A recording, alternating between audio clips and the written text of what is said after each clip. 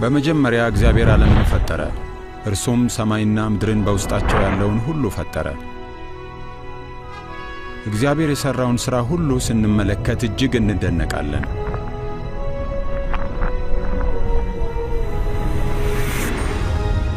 እግዚአብሔር የሠራው ሁሉ መልካም ነበር። ሁሉ የእርሱን ታላቅነት፣ መልካምነትና ኃይል ይገልጣል።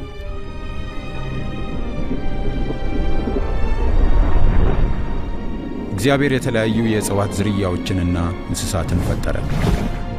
ከዚያም የመጀመሪያውን ሰው ከምድር አፈር አበጀው። በአፍንጫውም የሕይወት እስትንፋስ እፍ አለበት፣ ሕይወትንም ሰጠው። ይህም የመጀመሪያው ሰው አዳም ይባላል።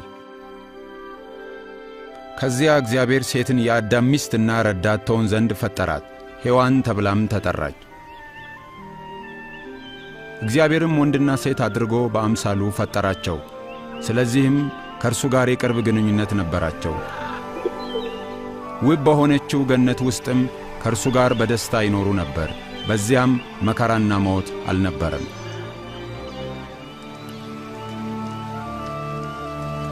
እግዚአብሔር አዳምን ከአንዷ በስተቀር ከገነት ዛፍ ሁሉ ትበላለህ፣ ከእርሷ በበላ ቀን ግን ትሞታለህ አለው። ነገር ግን አንድ ቀን ሰይጣን ሔዋንን ፈተናት።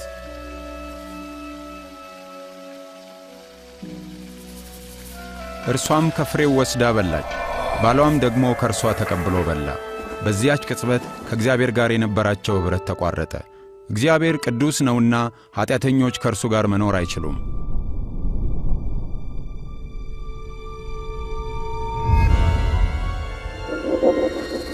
እግዚአብሔርም አዳምንና ሔዋንን ከኤደን ገነት አባረራቸው። እግዚአብሔርን ባለመታዘዛቸው እፍረትና ስደት ዕጣቸው ሆነ።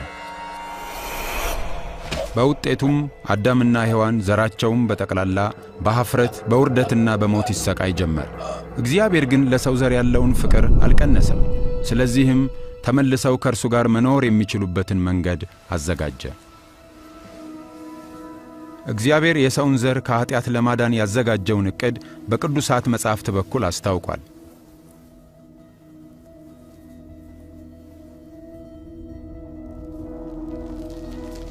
የዚህን ዕቅዱን አንድ ክፍልም ለአባታችን ለአብርሃም ገለጠለት።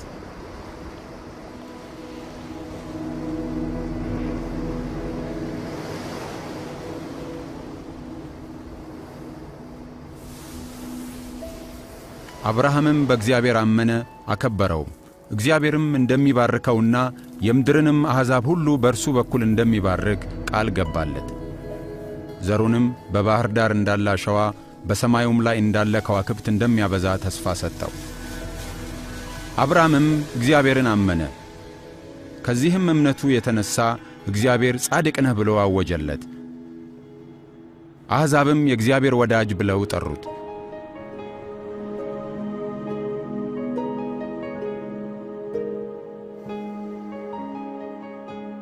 ከዕለታት በአንዱ ቀን እግዚአብሔር አብርሃም በእርሱ መታመኑንና ትእዛዛቱንም የሚጠብቅ መሆኑን ለማወቅ ፈተነው። ስለዚህ አብርሃም ልጁን እንዲወስድና ለእርሱ እንዲሰዋለት አዘዘው። አብርሃም ዘሩ የሚበዛው በዚህ በአንድ ልጁ በኩል እንደሚሆን ያውቃል። ሆኖም ግን እግዚአብሔርን በማመን ታዘዘ። ስለዚህም ልጁን ለእግዚአብሔር መሥዋዕት አድርጎ ሊያቀርብ ተዘጋጀ።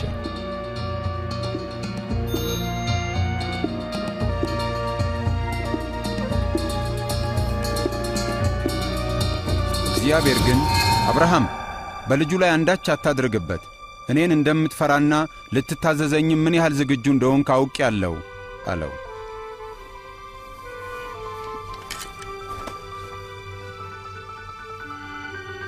አብርሃምም አንድ በግ አየ፣ ቀንዶቹም በደረቅ ቁጥቋጦ ተይዘው ነበር። አብርሃምም እግዚአብሔር ያዘጋጀውን ጠቦት ወስዶ በልጁ ምትክ ለእግዚአብሔር መሥዋዕት አድርጎ አቀረበው። እግዚአብሔር በአብርሃም ልጅ ምትክ ጠቦቱን ለመሥዋዕትነት በማቅረቡ ለሰው ልጆች ያለውን ታላቅ ፍቅር አሳይቷል። የእርሱም ፍቅር መልካም አባት ለልጆቹ ያለውን ዓይነት ነው። በዚህም እግዚአብሔር በሰው ልጆች ምትክ የፍጻሜ መሥዋዕት ለማቅረብ ያዘጋጀውን ዕቅድ ገለጠ። ከብዙ ዘመናት በፊት እግዚአብሔር የአዳምን ዘር ኃጢአትና ኀፍረት እንዲያስወግድና በእነርሱም ምትክ ታላቅ መሥዋዕት እንዲሆን አንዳች ኃጢአት የሌለበትን ሰው እንደሚልክ ለነቢያት ገለጠላቸው። የእርሱም መሥዋዕትነት በእርሱ የሚያምኑ ሁሉ ከእግዚአብሔር ጋር ለዘላለም መኖር የሚችሉበትን መንገድ ይከፍታል። ነቢያትም ይህንን ሰው ክርስቶስ ብለው ይጠሩታል። እግዚአብሔር ሰዎችን እንዲያድንና ንጉሣቸው እንዲሆን በእግዚአብሔር ሥልጣንና ኃይልም ለዘላለም እንዲገዛቸው ክርስቶስን ይልካል ብለው ተናገሩ። ከመምጣቱ 100 ዓመታት ቀደም ብሎ ነቢያቱ ክርስቶስ ስለሚያከናውናቸው ተግባራትና በእርሱም ላይ ስለሚደርሱበት ነገሮች ተናገሩ። ዳዊት የተባለው ነቢይ እግዚአብሔር ክርስቶስን አንተ ልጄ ነህ አለው ሲል ይናገራል። የእግዚአብሔር ልጅ የሚለው መጠሪያ ክርስቶስ ከእግዚአብሔር ጋር ያለውን የቅርብ ግንኙነትና እንደ አዳኝና ንጉሥ ያለውን ድርሻ የሚያመለክት ነው። ኢሳይያስ የተባለው ነቢይ ደግሞ ድንግል ትጸንሳለች፣ ወንድ ልጅም ትወልዳለች ሲል ተናገረ። ይህም ልጅ የእግዚአብሔር ዘላለማዊ ቃል ሲሆን ሰው ሆኖ ይወለድና እግዚአብሔርን ለዓለም ይገልጥ ዘንድ ወደ ድንግል የተላከ ነው። ነቢያቱም በተጨማሪ ክርስቶስ በቤተልሔም እንደሚወለድ ተናግረዋል። ወደ ኢየሩሳሌም እንደ ንጉሥ እንደሚገባ ከተከታዮቹ አንዱ በሆነው በይሁዳ እንደሚከዳና በ30 ብር እንደሚሸጥ አስቀድመው ተንብየዋል። ነቢያቱ ክርስቶስ ሕይወቱን መሥዋዕት እንደሚያደርግ እግዚአብሔር ግን በሦስተኛው ቀን ከሙታን እንደሚያስነሣው ተናግረዋል። ነቢያቱ ክርስቶስን የሰው ልጅ ብለው ይጠሩታል። ደግሞም ደመናትን ሰንጥቆ ወደ እግዚአብሔር እንደሚመለስ እግዚአብሔርም በመንግሥታት ሁሉ ላይ የዘላለም ሥልጣን እንደሚሰጠውም ተናግረዋል። ከ2000 ዓመታት በፊት በዚህ ምድር የኖረ ስሙ ኢየሱስ የተባለ አንድ ሰው ነበረ። ሰዎችም እርሱ የሚያደርጋቸውን ነገሮች ካዩ በኋላ እርስ በርሳቸው ይህ ሰው ክርስቶስ ይሆንን? የኢየሱስ ሕይወት ነቢያቱ ስለ ክርስቶስ የተናገሩት ፍጻሜ ይሆንን? ይባባሉ ነበር። ይህ ፊልም ኢየሱስ ማን እንደሆነ እርሱ ከተናገራቸውና ካከናወናቸው ጥቂቶቹንና በቅዱሳት መጻሕፍት የተጻፉትን ያቀርብላችኋል። በዚህ ፊልም እንደ ኢየሱስ ሆኖ የተወነው ሰው ነው። ይህንን ለማድረግ የተገባው ማንም የለም። ሆኖም ግን ይህ ፊልም ሰዎች ስለ ኢየሱስ ሕይወት እንዲረዱና እንዲያውቁ ለማድረግ የተዘጋጀ ነው። በዚሁም እግዚአብሔር እሰጣለሁ ያለውን በረከት ይቀበላሉ። ሉቃስም የተወደድክ ቴዎፍሎስ ሆይ ከመጀመሪያ ጀምሮ የነበረውን ፍጹም እውነት ታውቅ ዘንድ ነገሮችን በቅደም ተከተል አድርጌ ሁሉንም በየተራው ጽፍልሃለሁ በማለት ጀመረ።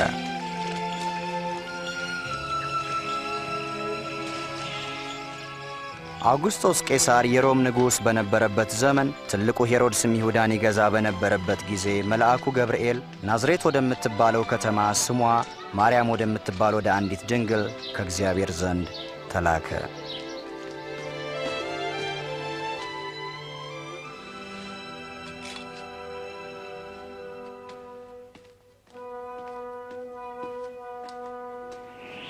ማርያም ሆይ አትፍሪ፣ እነሆ ትጸንሻለሽ፣ ወንድ ልጅንም ትወልጃለሽ፣ ስሙንም ኢየሱስ ትይዋለሽ። ይህ እንዴት ይሆናል? እኔ ድንግል ነኝ። የቅዱስ እግዚአብሔር መንፈስ ያድርብሻል፣ የልዑልም ኃይል ይጸልልልሻል።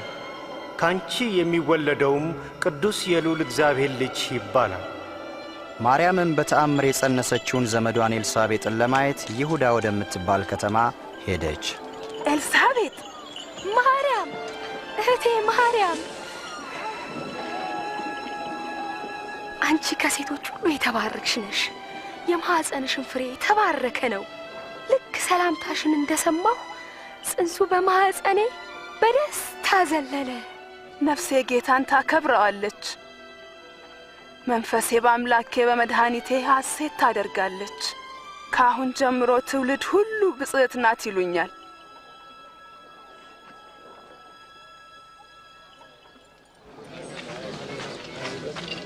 አዋጅ አዋጅ! ሕዝብ ሁሉ ይቆጠር ዘንድ ከአውግስጦስ ቄሳር ትእዛዝ ወጥቷል። ስለዚህ በይሁዳና በገሊላ የምትኖሩ ሕዝቦች ሁሉ በየአባቶቻችሁ የትውልድ አገር እየሄዳችሁ እንድትመዘገቡ ተብሏል።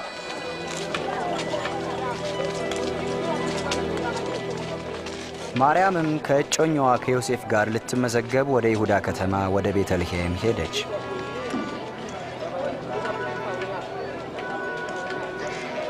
በቤተልሔምም ስፍራው ሁሉ ሞልቶ ስለነበር ለእነርሱ ማደሪያ አልነበረምና ያገኙት የከብቶችን በረት ብቻ ነበር።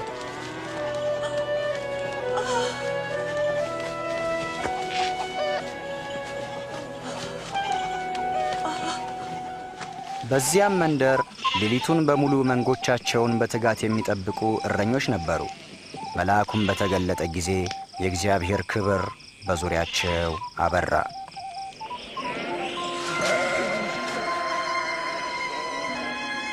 ዛሬ በዳዊት ከተማ መድኃኒት እርሱ ክርስቶስ ጌታ የሆነ ተወልዶላችኋልና አትፍሩ።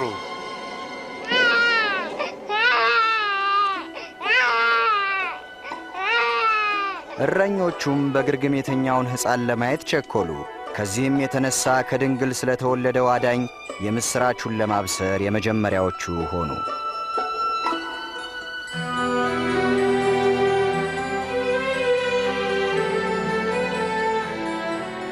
ከሳምንትም በኋላ መልአኩ እንደተናገረው ስሙ ኢየሱስ ተባለ። ዮሴፍና ማርያምም ሕፃኑን ለእግዚአብሔር ለማስረከብ ወደ ኢየሩሳሌም ወሰዱት። በኢየሩሳሌምም የእግዚአብሔርን መሲህ ሳያይ እንደማይሞት መንፈስ ቅዱስ የገለጠለት ስምዖን የሚባል አንድ ሰው ነበረ። አቤቱ ጌታ ሆይ ዛሬ ባሪያህን እንደ ቃልህ በሰላም ታሰናብተዋለህ።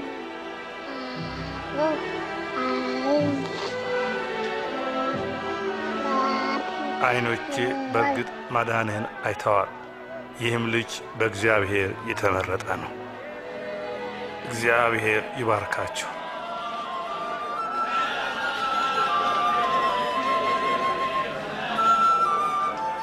በሙሴ ሕግ እንደተጻፈው ሥርዓቱን ሁሉ ከፈጸሙ በኋላ ከኢየሩሳሌም ወደ አገራቸው ወደ ናዝሬት ተመለሱ። ኢየሱስም 12 ዓመት ሲሞላው ዮሴፍና ማርያም ለቂጣ በዓል ወደ ኢየሩሳሌም ወሰዱት። ሲመለሱም እሱ ከነሱ ጋር መሰላቸው። ኢየሱስ ግን በኢየሩሳሌም ቀርቶ ነበር። እሱንም ለመፈለግ ወደ ከተማ ተመለሱ። በሦስተኛውም ቀን በቤተ መቅደስ በሊቃውንት መካከል ተቀምጦ ሲሰማቸውና ሲጠይቃቸው አገኙት። ይህንን ጥያቄ የሚጠይቅ እርሱ የማን ልጅ ነው? የእኛ ልጅ ነው። አብሮን ያለ መስሎን ነበር። ከእኛ ጋር አሁን ሊሄድ ነው።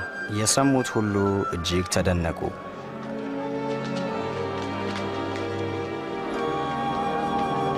ልጄ ሆይ ለምን እንዲህ ያደረግህ? አባትህና እኔ ተጨንቀን ስንፈልግህ ነበር። ስለምን ትፈልጉኛላችሁ? በአባቴ ቤት ኖር ዘንድ እንደሚገባኝ አታውቁምን?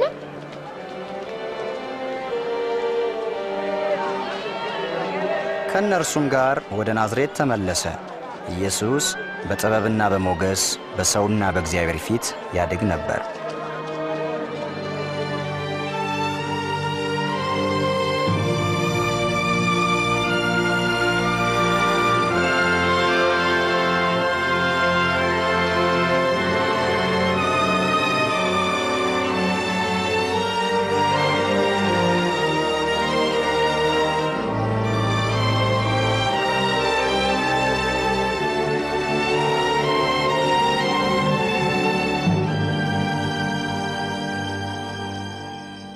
በንጉሥ ጢባሪዮስ በ15ኛው የግዛት ዘመን ጴንጤናዊ ጲላጦስ የይሁዳ አስተዳዳሪ ሳለ ሄሮድስም የገሊላ ገዢ በነበረ ወቅት ሐናና ቀያፋም ሊቀ ካህናት በነበሩ ጊዜ የእግዚአብሔር ቃል ወደ ዮሐንስ መጣ። እሱም በዮርዳኖስ ዙሪያ ባሉት ከተሞች ሁሉ እየዞረ የንስሐን ጥምቀት ይሰብክ ነበር። ከኃጢአታችሁ ተመለሱ ተጠመቁም፣ እግዚአብሔርም በምሕረቱ ይቅር ይላችኋልና።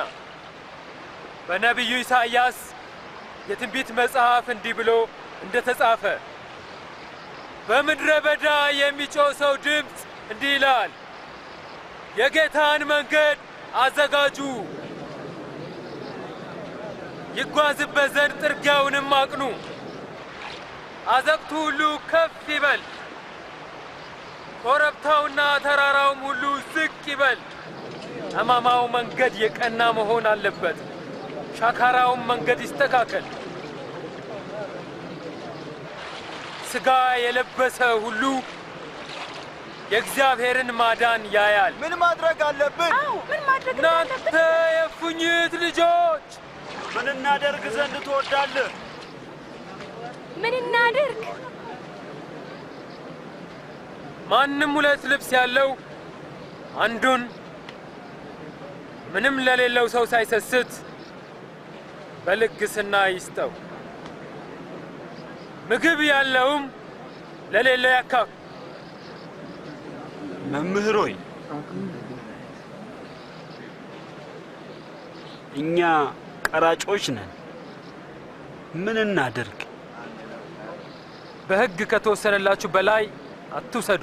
እኛ ወታደሮችስ ምን እናድርግ? የማንንም ሰው ገንዘብ በግፍ አትቀሙ። ማንንም ሰው በሐሰት አትወንጅሉ። ደሞዛችሁ ብቻ ይብቃችሁ።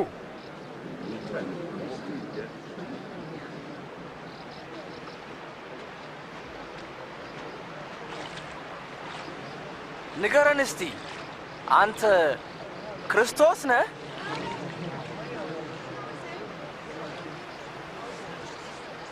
እኔ የማጠምቃችሁ በውሃ ነው። ነገር ግን አብዝቶ የሚበልጠኝ ከኔ በኋላ ይመጣል። የጫማውን ጠፍር ፈታ ዘንድ እንኳ የማይገባኝ እርሱ በመንፈስ ቅዱስና በእሳት ያጠምቃችኋል። መንሹ በእጁ ነው፣ የአውድማውንም እህል ያጠራል፣ ስንዴውንም በጎተራው ይሰበስባል።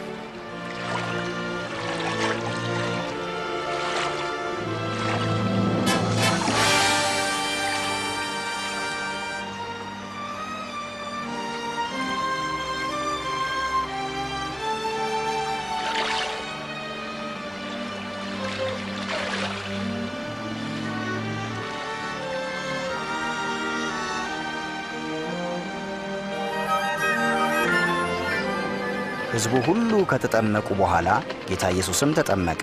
መንፈስ ቅዱስም በርግብ አምሳል በእርሱ ላይ ወረደ።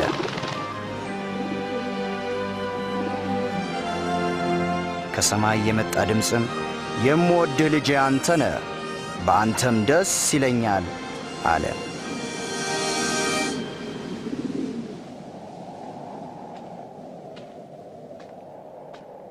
ኢየሱስም አገልግሎቱን ሲጀምር ዕድሜው 30 ያህል ነበር። መንፈስ ቅዱስን ተሞልቶ ከዮርዳኖስ ተመለሰ። በመንፈስም በምድረ በዳ ተመርቶ 40 ቀን በዲያብሎስ ተፈተነ። በእነዚያ ቀኖች ምንም አልበላም ነበር።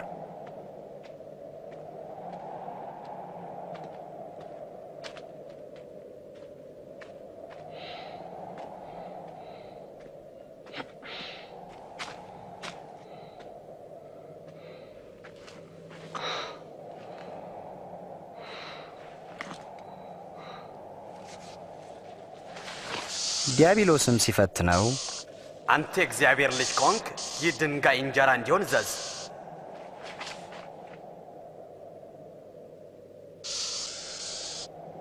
በመጽሐፍ ሰው በእግዚአብሔር ቃል እንጂ በእንጀራ ብቻ አይኖርም ተብሎ ተጽፏል።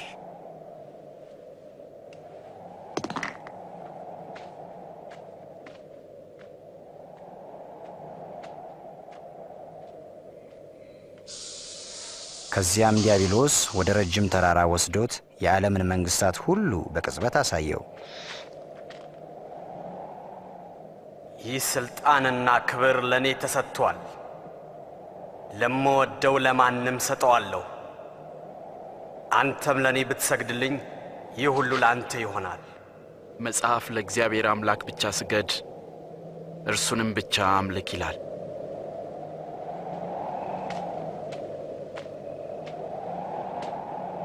ከዚያም ዲያብሎስ ወደ ኢየሩሳሌም ወሰደው። በመቅደስም ጫፍ ላይ አቆመውና ይጠብቁ ዘንድ መላእክትን ስላንተ ያዝልሃል፣ እግርህም በድንጋይ ከቶ እንዳይሰናከል በእጃቸው ያነሱሃል ተብሎ ተጽፏልና። የእግዚአብሔር ልጅ ከሆንክ እስቲ ራስን ከዚህ ወደ ታች ወርውር። በእግዚአብሔር ቃል ጌታ አምላክን አትፈታተነው ተብሎ ተጽፏል።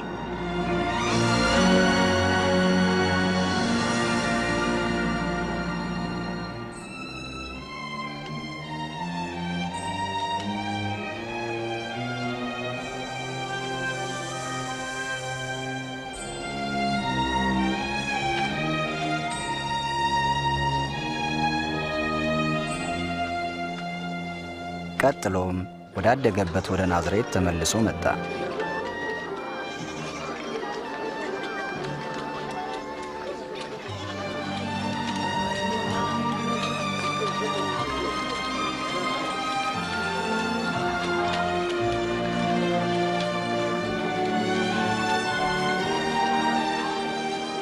ሰላም ሰላም።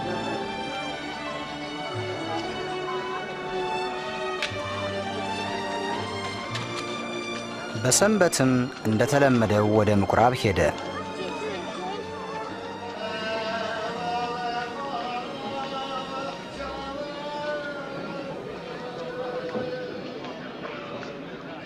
በዛም ከነቢዩ ኢሳይያስ መጽሐፍ ውስጥ ያነብ ዘንድ ሰጡት።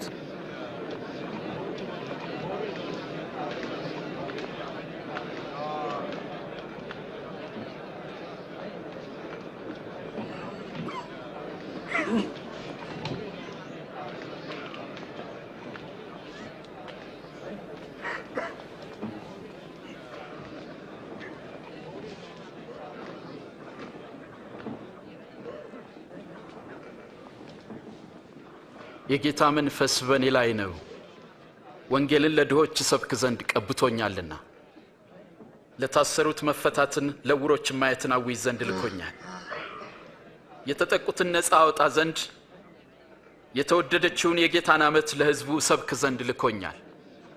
እንዴት ድንቅ ነው!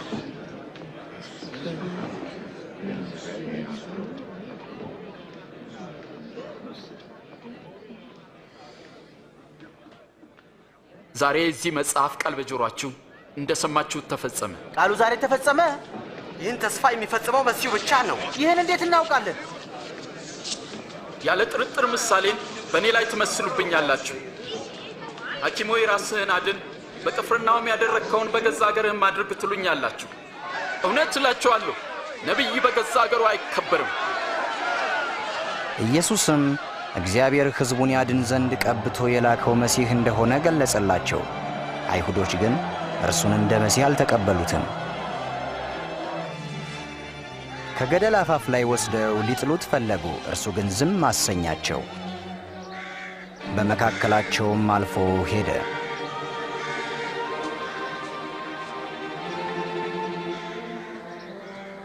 ከዚያም የገሊላ ከተማ ወደ ሆነች ወደ ቅፍርናሆም መጣ። አይሁዶችም ሮማውያን ሀገራቸውንና ወገኖቻቸውን በወረራ ስለወሰዱባቸው መሲሁ ነፃ ያወጣናል ብለው በተስፋ ይጠብቁ ነበር።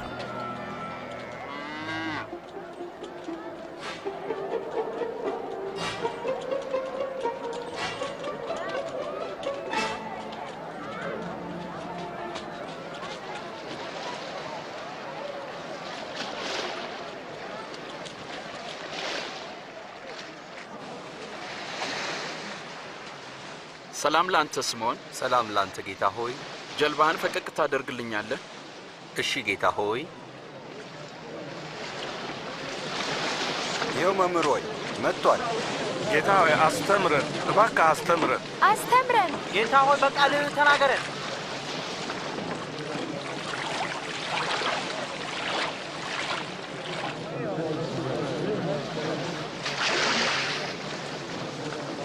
ለመጸለይ አስበው ሁለት ሰዎች ወደ ቤተ መቅደስ ሄዱ። አንዱ ፈሪሳዊ፣ ሌላው ደግሞ ቀራጭ ነበር። ፈሪሳዊውም ተለይቶ ቆመና እንዲህ ብሎ ጸለየ። አቤቱ እንደ ሌሎች ሰዎች እንደ ቀማኞችና እንደ አመፀኞች በተለይም እንደዚህ ቀራጭም ስላላደረከኝ በጣም አመሰግናለሁ። በሳምንት 2 ጾማለሁ፣ ከማገኘውም አስራት አወጣለሁ ብሎ ጸለየ። ቀራጩ ግን በሩቅ ቆሞ አይኖቹን ወደ ሰማይ ሊያነሳ እንኳን አልወደደም። ደረቱን እየደቃ አምላኬ ሆይ እኔን ኃጢአተኛውን ማረኝ አለ። እውነት እላችኋለሁ ከፈሪሳዊው ይልቅ ይህኛው ጻድቅ ሆኖ ወደ ቤቱ ተመለሰ። ራሱን ከፍ የሚያደርግ ዝቅ ይላል፣ ራሱን የሚያዋርድ ግን ከፍ ከፍ ይላል። እስቲ ወደ ጥልቁ ባህር ፈቀቅ በል፣ ከዚያም መረቦቻችሁን አሳ ለማጥመድ ጣሉ። ኦ ጌታ ሆይ ሌሊቱን ሙሉ ስንለፋ አደርን፣ ግን ምንም አልያዝንም።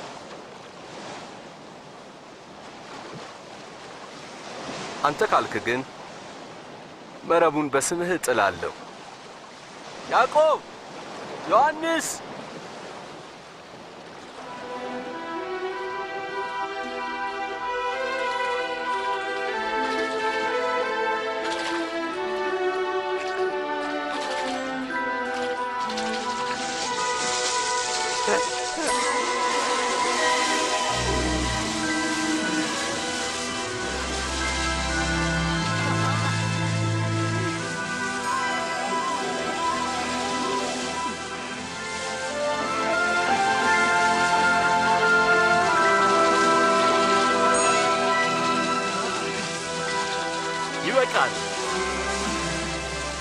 ይበቃል።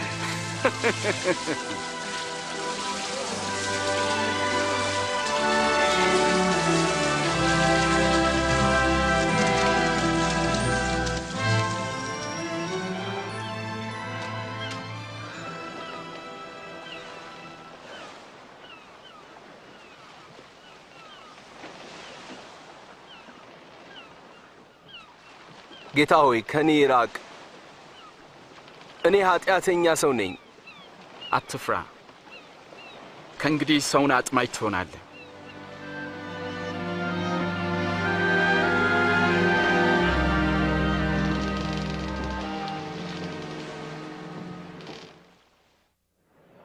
ጆሮአችሁን አዘንብሉ፣ ቃሌንም አድምጡ፣ በሕይወትም ትኖራላችሁ። እግዚአብሔር በሚገኝበት ጊዜ ፈልጉት፣ ቀርቦም ሳለ ጥሩት። ክፉ ሰው መንገዱን በደለኛም ሐሳቡን ይተው፣ ወደ እግዚአብሔር ይመለስ። ርኅራኄው በእርሱ ላይ ነውና ምሕረቱም ብዙ ነውና በደስታ ትወጣላችሁ፣ በሰላምም ትጓዛላችሁ።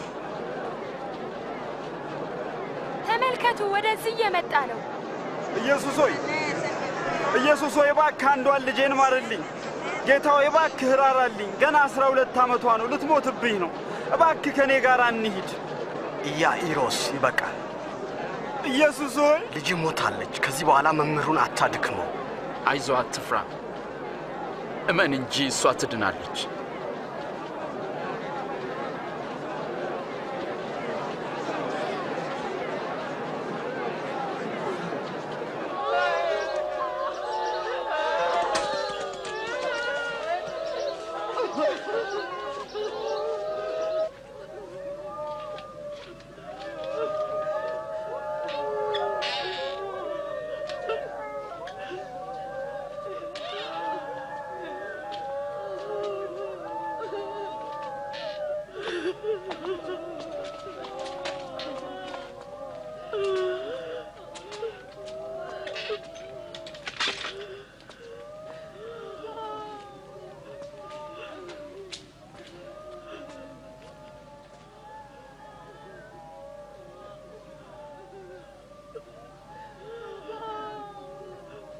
አታልቅሱ፣ እሷ ተኝታለች እንጂ አልሞተችም።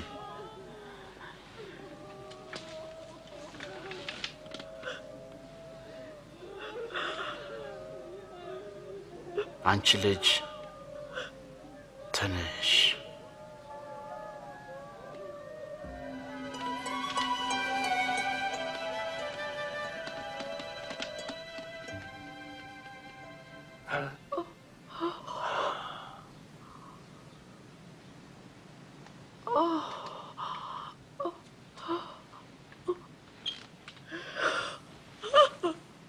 የምትበላውን ስጧት፣ ተጠንቀቁ። ይህንን ለማንም እንዳትነግሩ።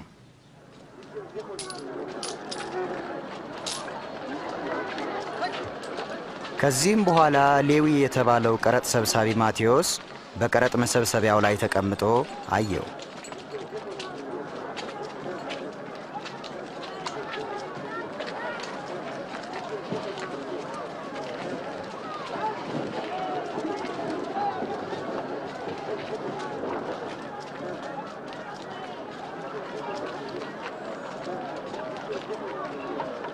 ተከተለኝ።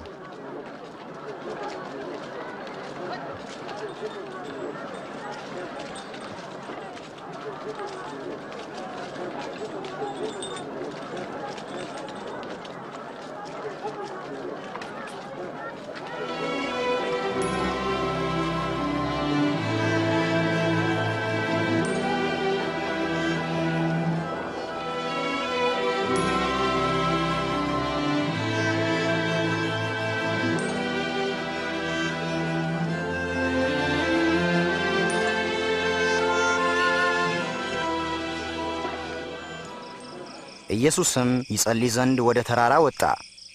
ሌሊቱን በሙሉ ወደ እግዚአብሔር ሲጸልይ አደረ።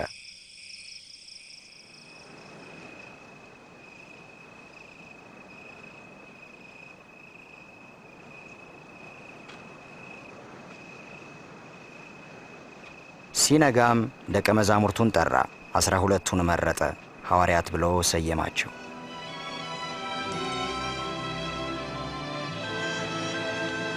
ጴጥሮስ የተባለው ስምዖን፣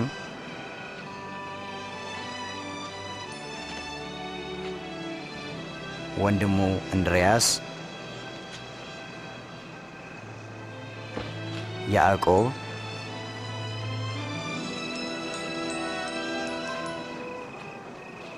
ዮሐንስ፣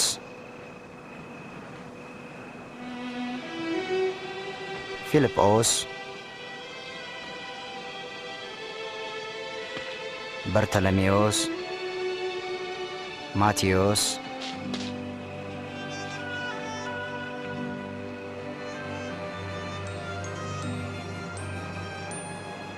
ቶማስ፣ የእልፍዮስ ልጅ ያዕቆብ፣ ቀናተኛው ስምዖን፣ ያዕቆብ ወንድም ይሁዳም፣ አሳልፎ የሰጠው የአስቆሮቱ ይሁዳ።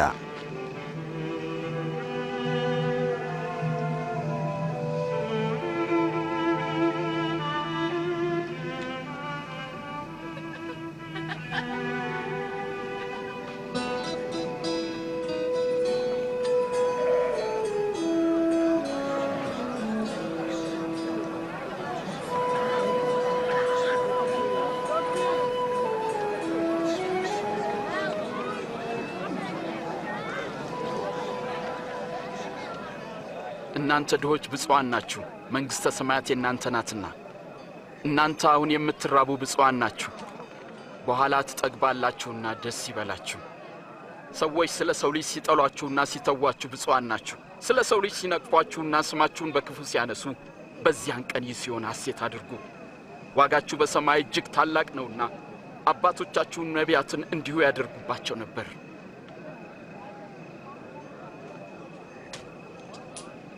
16 17 18 19 20 ያለኝ ይሄ ብቻ ነው። እንዴት ይህ ብቻ ነው ትለኛለህ? እናንተ ባለጠጎች ግን ወዮላችሁ፣ መጽናናትን ተቀብላችኋልና።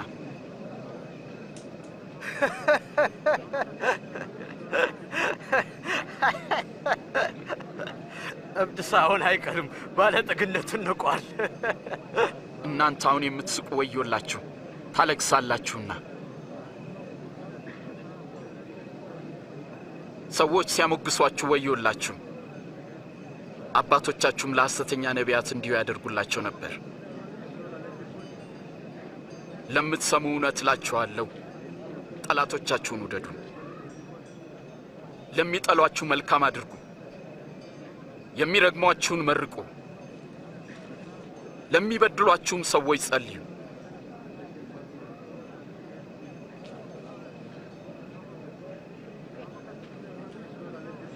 ማንም አንደኛውን ጉንጭን ቢመታ ሌላውንም ደግሞ አዙረህ ስጠው።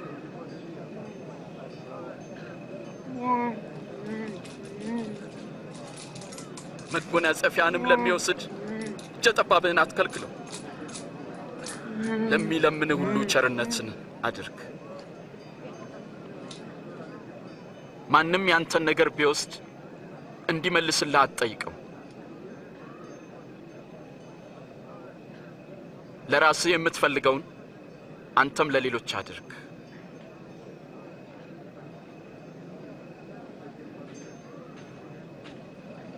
የሚወዷችሁን ሰዎች ብቻ ብትወዱ እንዴት ምስጋና ይኖራችኋል?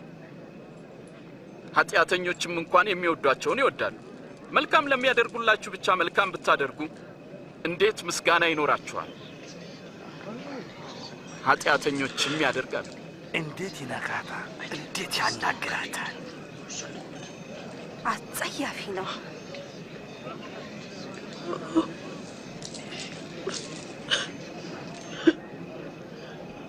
ፈጽሙ። ጠላቶቻችሁን ውደዱ፣ መልካምም አድርጉላቸው። ምንም ተስፋ ሳታደርጉም አበድሩ። ያኔ ዋጋችሁ እጅግ ታላቅ ይሆናል። የልዑል እግዚአብሔር ልጆች ትሆናላችሁ። እርሱ ለሚያመሰግኑትና ለክፎች ቸር ነውና። ሩሩዎች ሁኑ፣ አባታችሁም ሩሩ ነውና።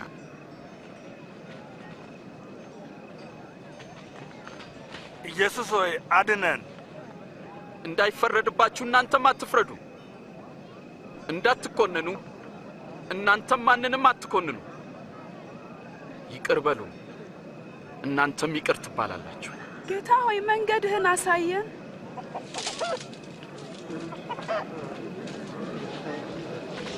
ስጡ፣ ለእናንተም ይሰጣችኋል። በምትሰፍሩበት መስፈሪያ ለእናንተም ይሰፈራል። እውር እውርን ይመራ ዘንድ አይችልም፣ ምክንያቱም ሁለቱም በጉድጓድ ይወድቃሉ። በራስህ ዓይን ውስጥ ያለውን ግንድ ሳታይ በወንድም ዓይን ያለውን ጉድፍ ለምን ታያለህ?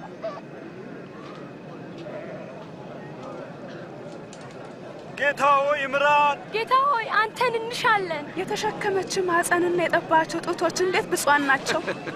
ብፁዓንስ የእግዚአብሔርን ቃል የሚሰሙና የሚጠብቁም ናቸው። ይህንን ሰው ማወቅ አለብኝ። ለመሆኑ ይህ ሰው መሲህ ይመስልሃል?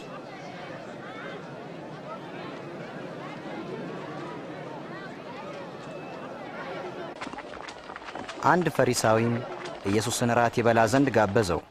እሱም ፈቅዶ በቤቱ ገብቶ ተቀመጠ። ልጆች ወደዚያ ሄዱና ተጫወቱ። ትሰሙኛላችሁ? ሂዱ። ልጆች ተንኮልና ጥፋት ይወዳሉ። ደሞ እዚህ ምን ትሰራለች? እኔ እንጃ።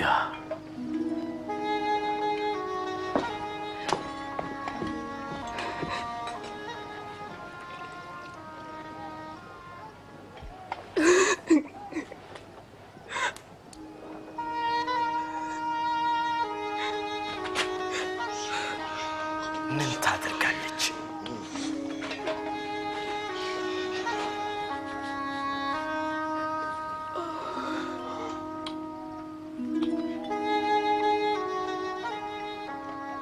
በእርግጥ ይህ ሰው ነቢይ ቢሆን ኖሮ ይቺ የምትነካው ሴት ማን መሆኗን ባወቀ ነበር።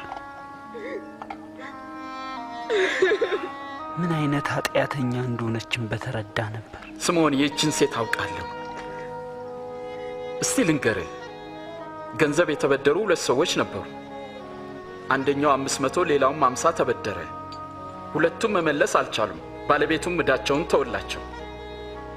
ታዲያ የትኛው ነው ይበልጥ የሚወደው? እንደሚመስለኝ ብዙ ይቅር ያለውን የሚወድ ይመስለኛል። ትክክል ነህ። ይህችን ሴት አይተሃል? አንተ ለእግሮቼ ውሃ እንኳን አላቀረብክልኝም። እሷ ግን እግሮችን በእንባዋ አራሰችው፣ በፀጉሯም አበሰችው። አንተ ጉንጬን እንኳን አልሳምክም። እሷ ከመጣው ጀምሮ እግሮቼን ከመሳም አላቋረጠችም። አንተ ለራሴ የወይራ ዘይት አልሰጠኸኝም። እሷ ግን እግሮቼን በውድ ሽቶ እያበሰችው። እውነት እልሃለሁ፣ የምታሳየው ፍቅር ብዙ ኃጢአቷ ይቅር እንደተባለላት ያሳያል። ትንሽ ይቅር የተባለ ሰው ትንሽ ፍቅር ብቻ ያሳያል።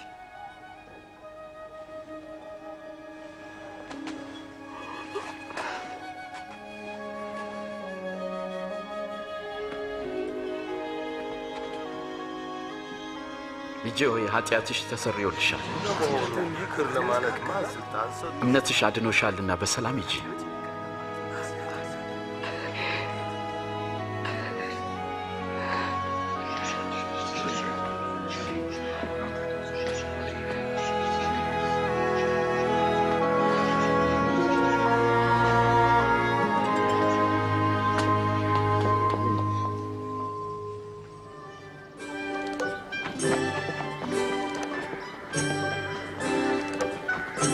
ከዚህም በኋላ ኢየሱስ እየሰበከና ስለ እግዚአብሔር መንግሥት የምሥራች እየተናገረ ነበር። ደቀ መዛሙርቱና ከክፉ መናፍስት የተፈወሱ ሴቶችም ከእርሱ ጋር ነበሩ።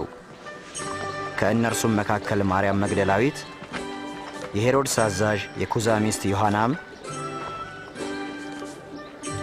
ሶስና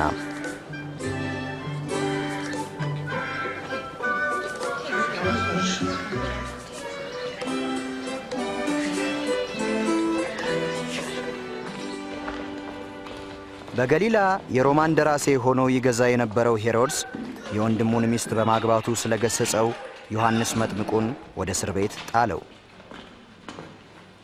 እሺ። በማግስቱም ናይን ወደምትባል ከተማ ደረስ። በዚያም ሰው ለመቅበር ተሸክሞት አየን። ሟቹም ለእናቱ አንድ ነበር። ጌታም እናቱን ባየ ጊዜ ራራላት። ቀርቦም አንተ ጎበዝ ተነሳ እልሃለሁ አለው። ሞቶ የነበረው ቀና ብሎ ተቀመጠ። ኢየሱስም ልጇን ሰጣት። በደንብ ጠይቁት፣ እንዲህ በሉት፣ ዮሐንስ ይመጣል ብሎ የተናገረልህ አንተ ነህ ወይስ ሌላ ሰው እንጠብቅ?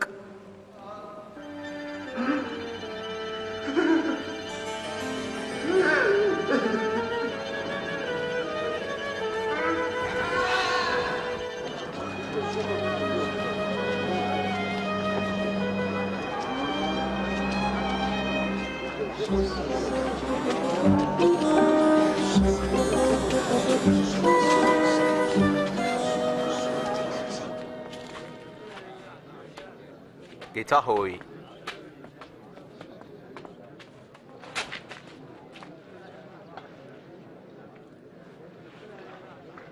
ጌታ ሆይ መጥምቅ ዮሐንስን ጠይቅ ዘንድ ላከን።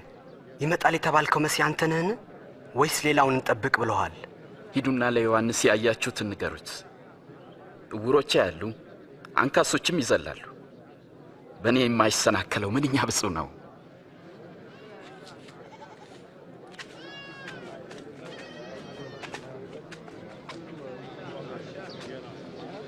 ወደ ላይ አንሳኝ። ትከሻዬ ላይ ሁን። ይታያል? ኢየሱስን አያለው። ገበሬ ዘር ተሸክሞ ሊዘራ ወጣ። ሲዘራም አንዳንዱ ዘር በመንገድ ዳር ወደቀ፣ ተረገጠም። የሰማይ ወፎችም መጥተው በሉት።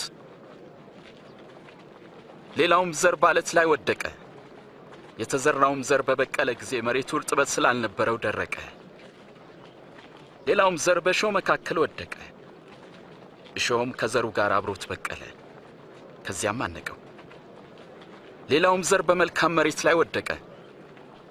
በበቀለ ጊዜም እጅግ መልካም ሆነ። አንዳንዱም 100 እጥፍ አፈራ። ጌታ ሆይ፣ ሕዝብ በሚሰበሰቡበት ጊዜ ሁሉ በምሳሌ የምትናገረው ስለምንድን ነው? ለእናንተ የእግዚአብሔርን መንግሥት ሥልጣን ማወቅ ተሰጥቷቸዋል። ለሌሎቹ ግን የግድ በምሳሌ ይነገራቸዋል። ምክንያቱም እያዩ ስለማያዩ እየሰሙ ስለማያስተውሉ ነው።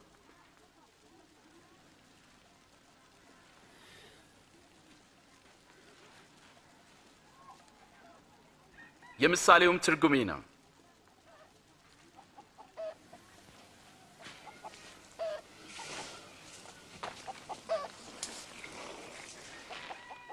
ዘሩ የእግዚአብሔር ቃል ነው። እነዚያ በመንገድ ዳር ላይ የወደቁት ዘሮች ቃሉን የሚሰሙት ናቸው። ዲያብሎስ ይመጣል፣ እንዳያምኑም ቃሉን ከልባቸው ይወስዳል። በዓለት ላይ የወደቁት ዘሮች ቃሉን ሲሰሙ በደስታ የሚቀበሉት ሰዎች ናቸው። ሆኖም ስር የላቸውም። የሚያምኑትም ለጊዜው ነው። ፈተና በመጣ ጊዜ ግን ፈርተው ይክዳሉ። እነዚያ በእሾህ መካከል የወደቁት ቃሉን የሚሰሙት ናቸው። ግን ስለ ራሳቸው በማሰብ በባለጠግነታቸውና በምቾታቸው ይታነቃሉ። ስለዚህ ሙሉ ፍሬ አያፈሩም። በመልካም መሬት ላይ የወደቁት ደግሞ እነርሱ በመልካምና በጎ ልብ የቃሉን መልእክት ሰምተው የሚጠብቁት ናቸው። በምድርም ሙሉ ፍሬን የሚያፈሩ ናቸው።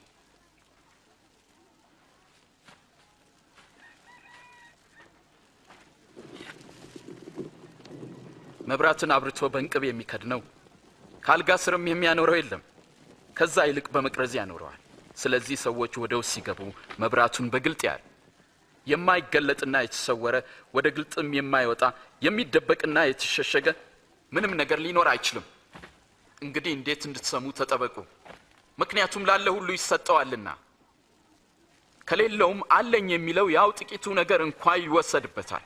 መምህር፣ እናትና ወንድሞች ከውጭ ቆመው ሊያዩ ይፈልጋሉ። እናትና ወንድሞቼ እግዚአብሔርን ቃል የሚሰሙና የሚታዘዙም ናቸው።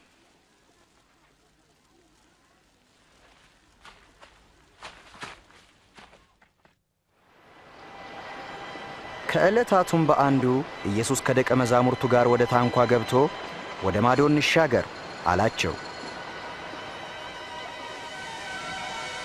እነርሱም ተነሱ፣ ሲሄዱም ሳለ እርሱ አንቀላፋ።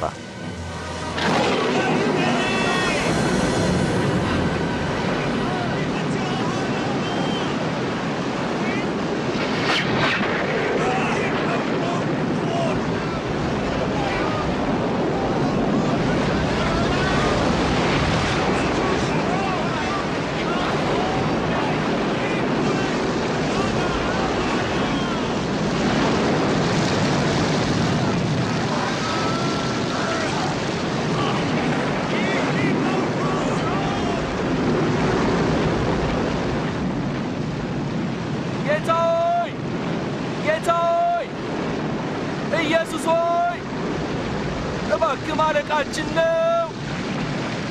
ማዕበሉ እያናወጠን ነው። ጠፋን። ጌታ ሆይ አድነን።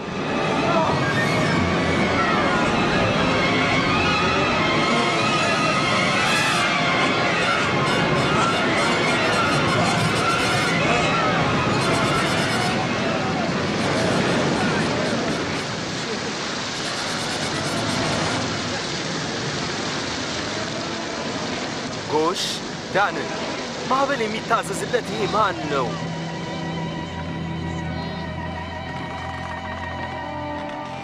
እምነታችሁ ወዴት አለ?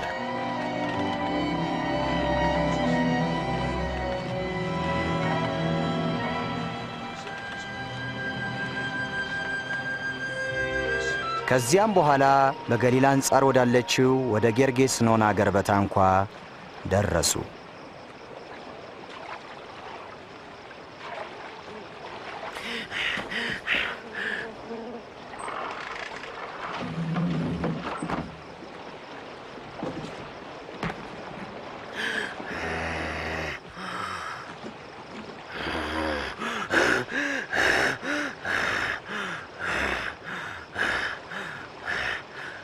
ኢየሱስ ሆይ የልዑል የእግዚአብሔር ልጅ ሆይ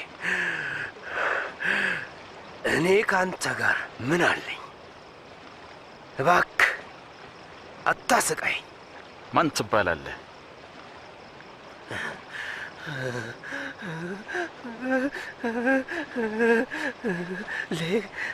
ሌጊዮን። ጌታ ሆይ እንለምናል። ጌታ ሆይ እባክህ ወደ ጥልቁ አትጣለን። ወደ አሳማዎቹ መንጋዎች ሄደን እንግባ።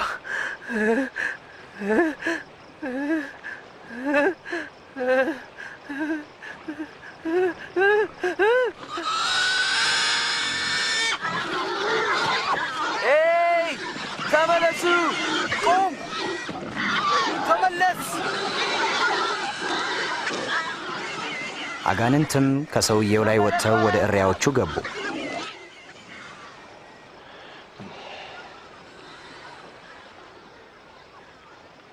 ከዚህ ሂድልን! ሂድ፣ አንፈልግህም! ተወን! ከዚህ ቦታ ሂድልን! ሂድ፣ ጥፋ! ሂድ፣ ከዚህ ቦታ ጥፋ! ወደምትሄድበት ሁሉ እከተልሃለሁ። እባክህ ካንተ ጋር ልምጣ። ቤቴ ሄደ እግዚአብሔር ያደረገልህን ተናገር።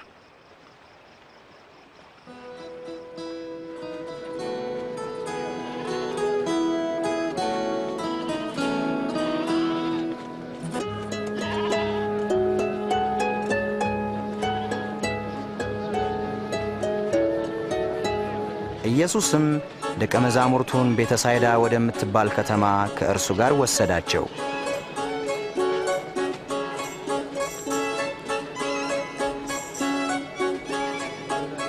ሕዝቡም ስለ እርሱ ስላወቁ በብዛት ተከተሉት።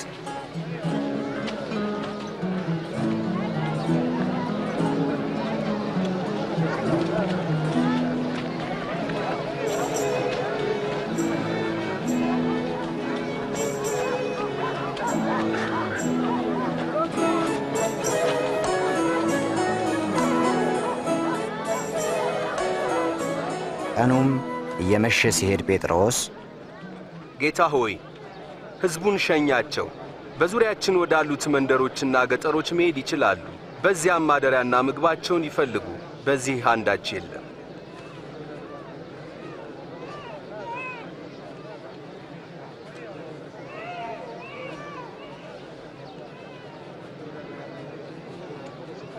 እናንተ የሚበሉትን ስጧቸው። ያለን 5 ዳቦና 2 ዓሣ ብቻ እኮ ነው።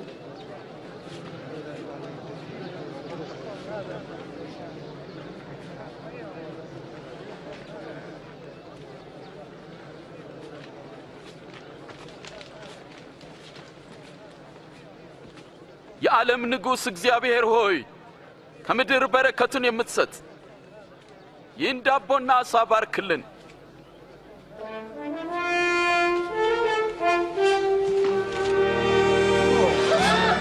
ይገርማል። ድንቅ ነው።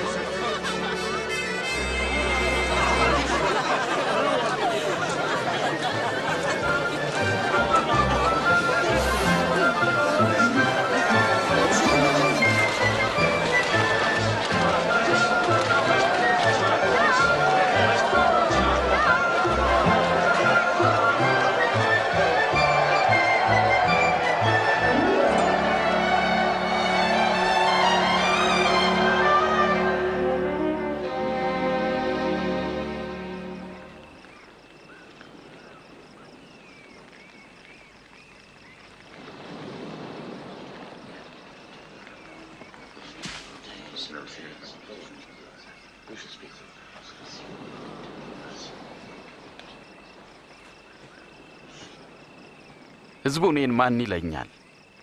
አንዳንዶች መጥምቁ ዮሐንስ ነህ ይሉሃል፣ ሌሎች ደግሞ ኤልያስ ነው ይላሉ፣ ሌሎች ደግሞ ከቀደሙት ነቢያት መካከል አንዱ ተነስቷል ይላሉ። እናንተስ ደግሞ እኔን ማን ትሉኛላችሁ?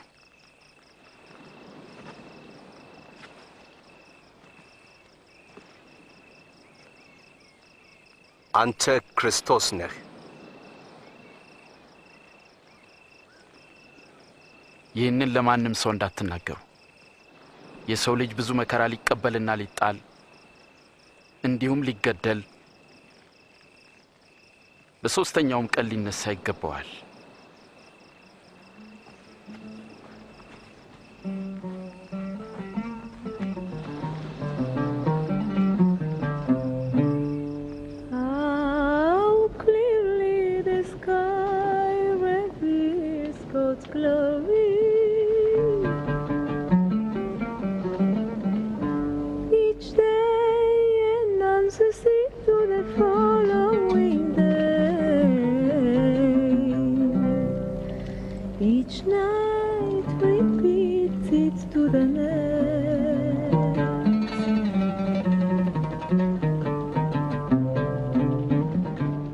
ከናንተ የሚከተለኝ ይኖራል? ጌታ ሆይ እኔ እከተልሃለሁ፣ ግን አስቀድሜ ሄጄ ቤተሰቦቼ ልሰናበት። ማንም እርፍ ጨብጦ ወደ ኋላ የሚመለከት ቢኖር ለእግዚአብሔር መንግሥት የተገባ አይደለም። ማንም በኋላ ሊመጣ የሚወድ ቢኖር ራሱን ይካድ፣ መስቀሉንም ተሸክሞ ዕለት ዕለት ይከተለኝ። ነፍሱን ሊያድን የሚወድ ያጠፋታልና፣ ስለ እኔ ሲል ነፍሱን ሊያጠፋ የሚወድ ሁሉ እርሱ ያድናታል። ሰው ዓለምን ሁሉ ቢያተርፍ ነፍሱን ግን ቢያጎድል ምን ይጠቅመዋል? ማንም በእኔና በቃሌ የሚያፍር ቢኖር የሰው ልጅ በታላቅ ክብሩ ከሰማይ በተገለጠ ጊዜ በአባቱና በመላእክት ፊት ያፍርበታል።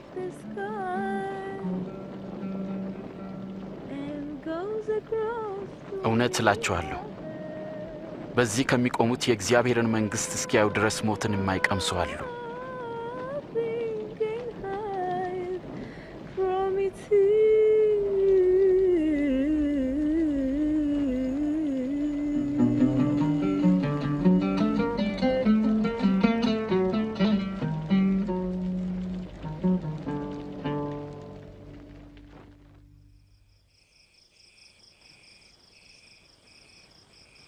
ከዚያም ኢየሱስ ዮሐንስን ያዕቆብንና ጴጥሮስን ይዞ ይጸልይ ዘንድ ወደ ተራራ ወጣ።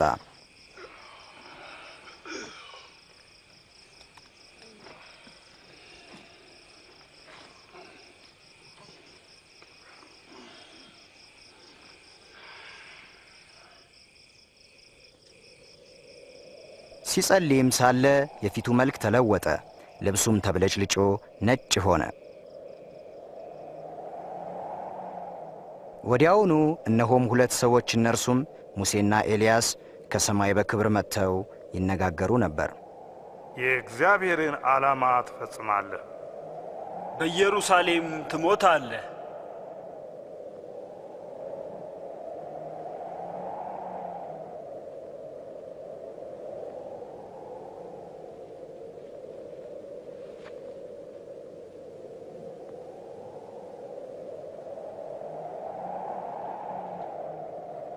ከእርሱም ሲለዩ ጴጥሮስ ኢየሱስን እንዲህ አለው፣ አቤቱ ጌታ ሆይ በዚህ መሆን ለእኛ መልካም ነው።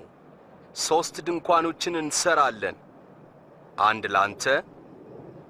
ይህንንም ሲናገር ደመና መጣና ጋረዳቸው። ወደ ደመናውም ሲገቡ ሳሉ ፈሩ።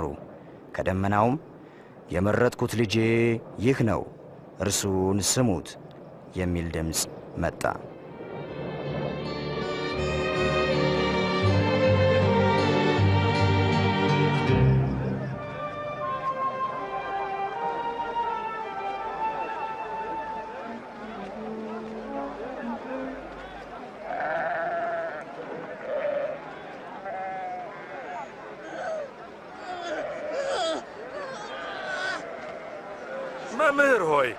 መምህር ሆይ ልጄን እንታይ ልለምንሃለሁ።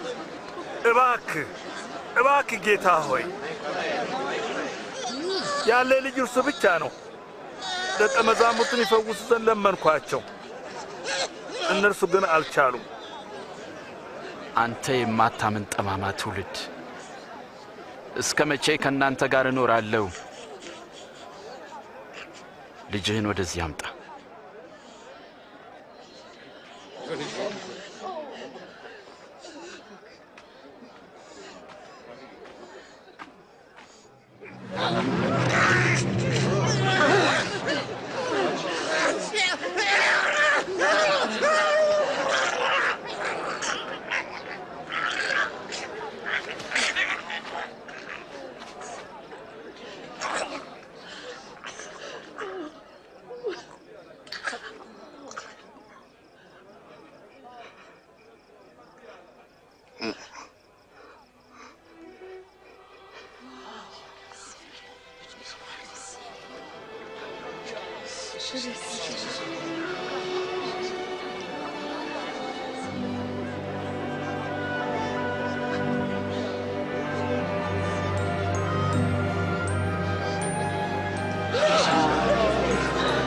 ፊቱ እንኳን ሳይቀር ተፈወሰ።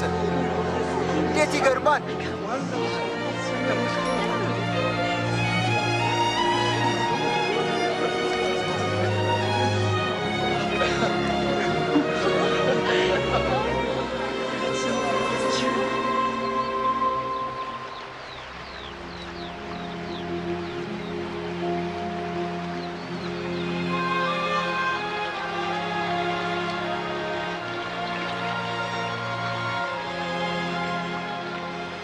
ዮሐንስ ደቀ መዛሙርቱን ጸሎት እንዳስተማረ እኛንም አስተምረን።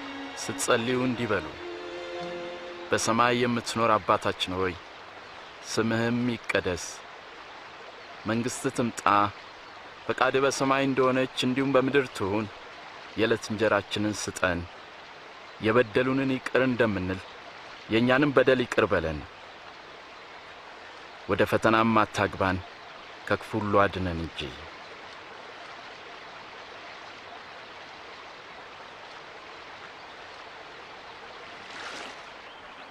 ለምኑ ይሰጣችሁማል፣ ፈልጉ ታገኙማላችሁ፣ መዝጊያን አንኳኩ ይከፈትላችሁማል። የሚለምን ሁሉ ይቀበላልና የሚፈልግ ደግሞ ያገኛል፣ መዝጊያንም ለሚያንኳኳ ሁሉ ይከፈትለታል።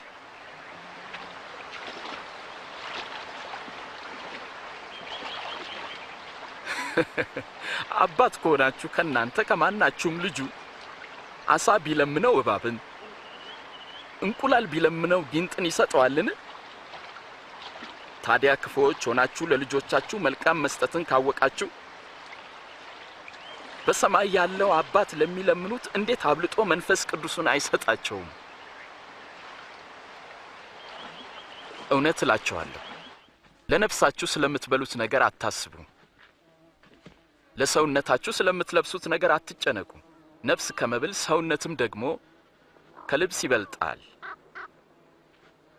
ቁራዎችን ተመልከቱ፣ አይዘሩም አያጭዱምም፣ ዕቃ ቤት ወይም ጎተራ የላቸውም፣ እግዚአብሔር ይመግባቸዋል።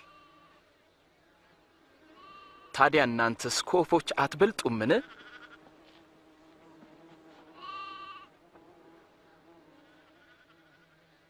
ማን ነው ከእናንተ ተጨንቆ ቁመቱ ላይ ክንድ የሚጨምር? ትንሹን ነገር እንኳን ካልቻላችሁ ስለምን በሌላው ትጨነቃላችሁ? አበቦችን ልብ በሉ፣ እንዴት ነው የሚያድጉት? አይደክሙም አይፈትሉም። ሰለሞንስ እንኳን በክብሩ ከነዚህ ውስጥ እንደ አንዲቱ አልለበሰም። እግዚአብሔር ግን ዛሬ ያለውን ነገ ደግሞ የሚደርቀውን የሜዳ ሳር እንዲህ ካለበሰ እናንተንማ ይልቁን እንዴት አያለብስም? እናንተ እምነት የጎደላችሁ። ጌታ ሆይ እምነትን ጨምርልን። የሰናፍጭ ቅንጣት የምታህል እምነት ቢኖራችሁ ይህንን የሾላ ዛፍ ተነቅለ ወደ ባህር ተተከል ብትሉት በሚገባ በታዘዘ ነበር።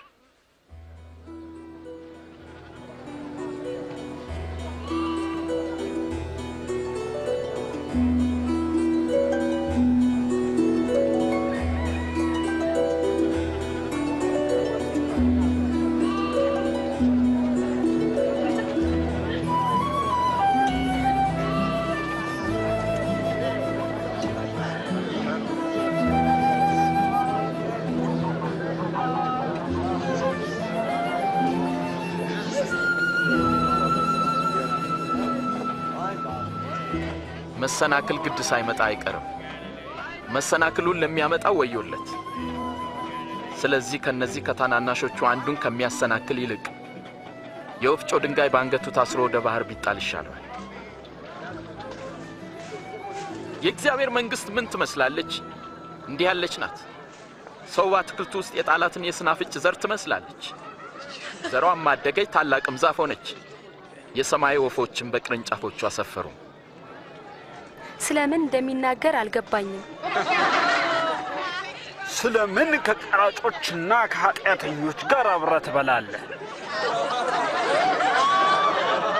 ጤነኞች ሐኪም አያስፈልጋቸውም፣ ህመምተኞች ግን ያሻቸዋል። ጻድቃንን ወደ ንስሐ ልጠራ አልመጣሁም፣ ኃጢአተኞችን እንጂ።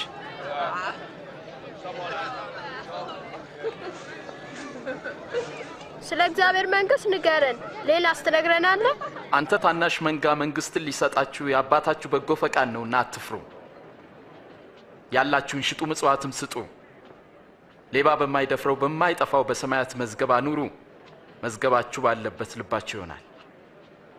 ምክንያቱም ሌባ ያገኘው ብልም ደግሞ አያጠፋው።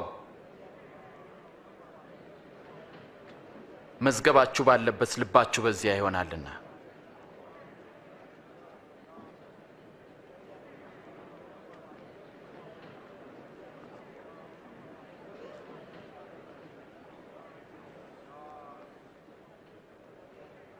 አንቺ ሴት ከያዘሽ ደዌ ተፈውሰሻል።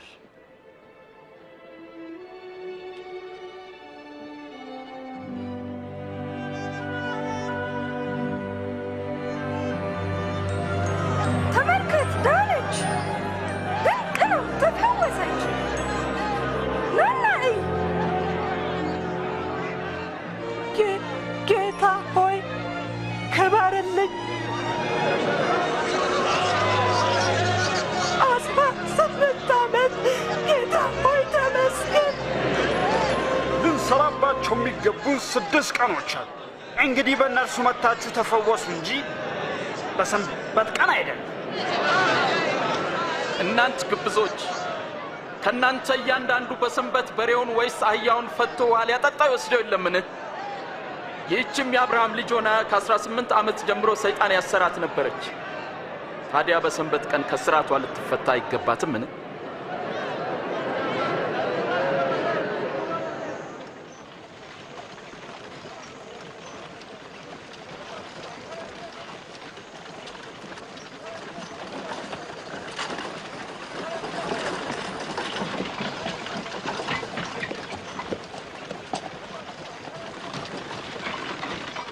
ቸር መምህር ሆይ የዘላለም ሕይወት እንዳገኝ ምን ማድረግ አለብኝ?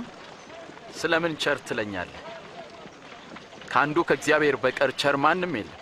ትእዛዙን አንተ ታውቃለህ። ፈጽሞ አታመንዝር፣ እንዲሁም አትግደል፣ ደግሞም በሐሰት አትመስክር፣ እናትና አባትህንም አክብር። ይህን ሁሉ ሕግና ሥርዓት ከሕፃንነቴ ጀምሮ ጠብቄአለሁ። አሁንም አንዲት ነገር ገና ቀርታለች። ያለህን ሁሉ ሸጠህ ለድሆች ስጥ፣ በሰማይም መዝገብ ታገኛለህ። መጥተህም ተከተለኝ። ታዲያ እኛ ነጋዴዎች ነን፣ ሀብታሞችም ነን። ለባለጠጋው ወደ እግዚአብሔር መንግሥት መግባት እንዴት ጭንቅ ነው!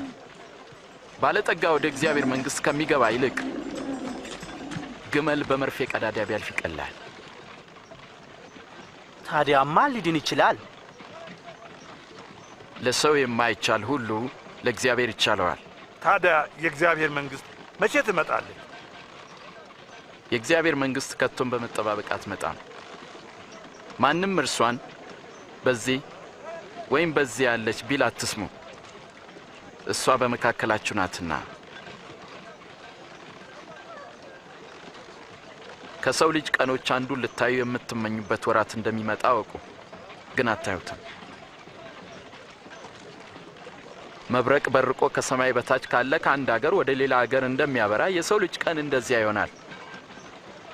አስቀድሞ ግን ብዙ መከራ እንዲቀበል ከዚህም ትውልድ እንዲጣል ይገባዋል።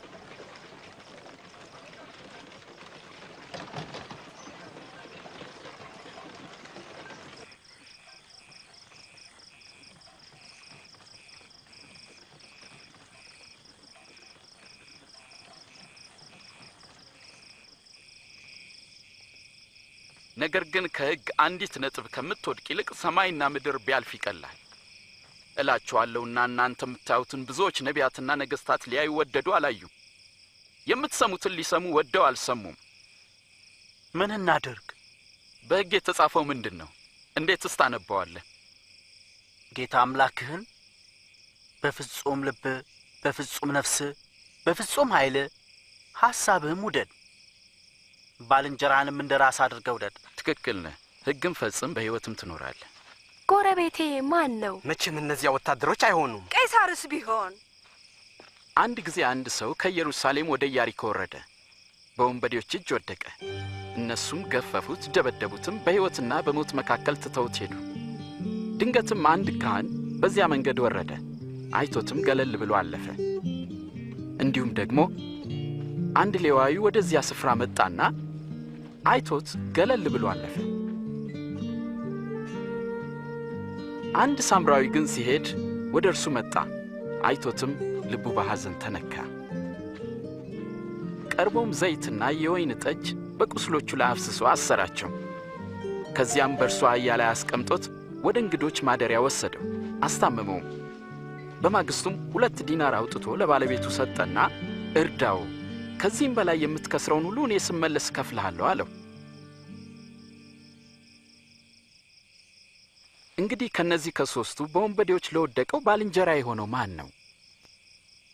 ሕግ የሰራለት ሰው ነው። እናንተም እንዲሁ አድርጉ። ሕፃናትን ወደ እኔ ይመጡ ዘንድ አትከልክሏቸው፣ የእግዚአብሔር መንግሥት እንደነዚህ ላሉት ናትና። እውነት እላችኋለሁ የእግዚአብሔርን መንግሥት እንደ ሕፃናት የማይቀበላት ሁሉ ከቶም ወደ እርሱ አይገባባትም። ማንም እነዚህን ሕፃናት በስሜ የሚቀበል እኔን ይቀበላል፣ ማንም እኔን የሚቀበል የላከኝንም ይቀበላል። ከእናንተ ታናሽ የሆነ ከሁሉም ታላቅ ይሆናል።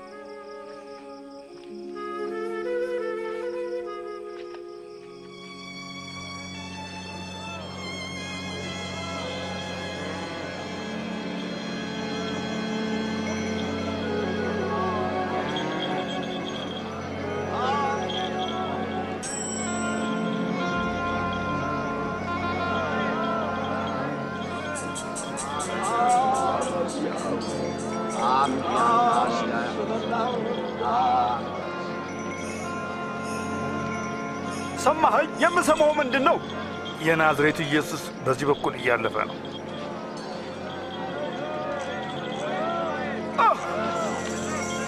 ኢየሱስ ሆይ! ኢየሱስ ሆይ የዳዊት ልጅ ሆይ እባክህ ማረኝ።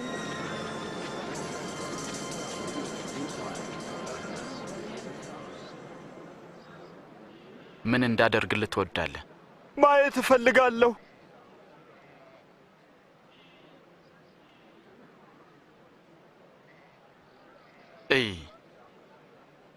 እምነትህም አድነዋል።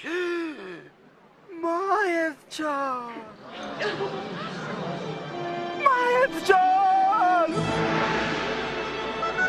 አየው።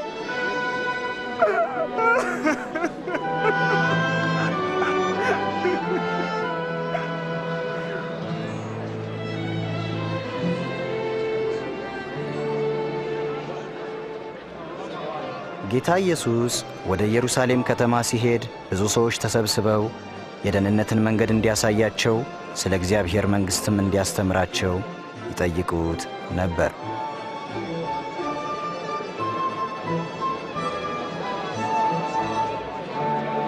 ይህ ሰው በእውነት ነቢይ ነው። ጌታዬና አምላኬ ሆይ አድነኝ።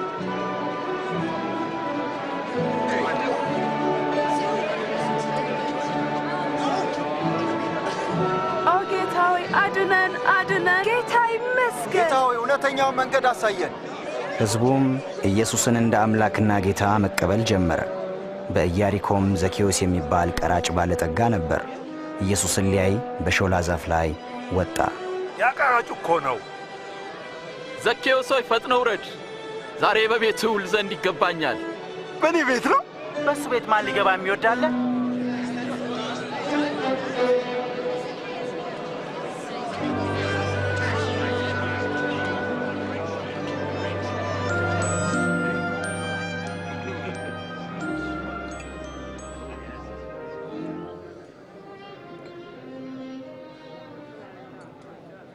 ስሙኝ፣ በእጄ ካለው ሀብት ከፊሉን ለድሆች እሰጣለሁ።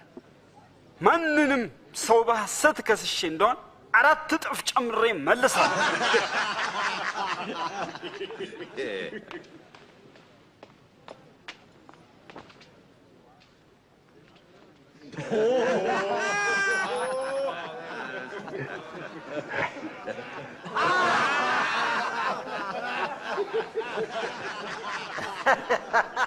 እኔ አላምንም። ቀረጥ ሰብሳቢ ቀረጥ ሊመልስ ዘንድ ይቻለዋል? አይመስለኝም።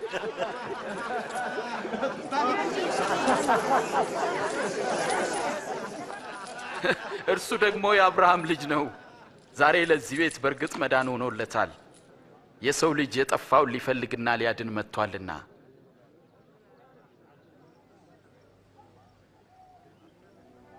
አድምጡኝ። ወደ ኢየሩሳሌም እንወጣለን። ስለ ሰው ልጅም በነቢያት የተጻፈው ይፈጸማል።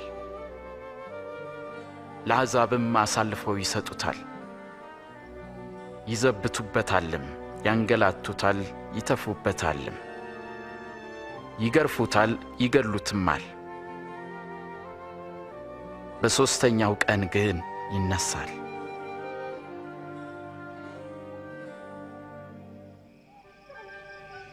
ጌታ ኢየሱስ ስለ ሰው ልጆች ኃጢአት መሞቱን እያወቀ ወደ ኢየሩሳሌም መንገዱን አቀና።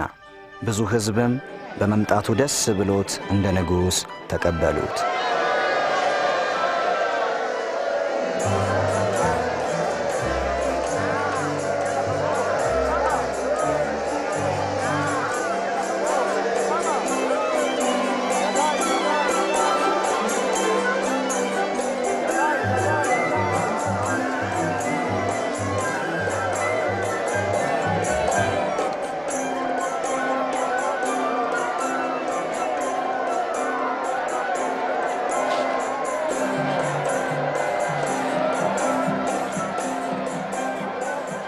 ደቀ መዛሙርትህን ዝም እንዲሉ እዘዛቸው እላቸዋለሁ። እነዚህ ዝም ቢሉ ድንጋዮች ራሳቸው መጮህ ይጀምራሉ።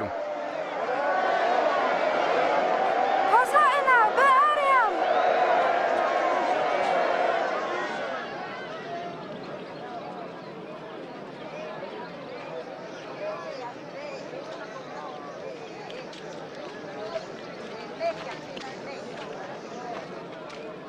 ኢየሱስም ወደ ኢየሩሳሌም ቀርቦ ባያት ጊዜ አለቀሰላት።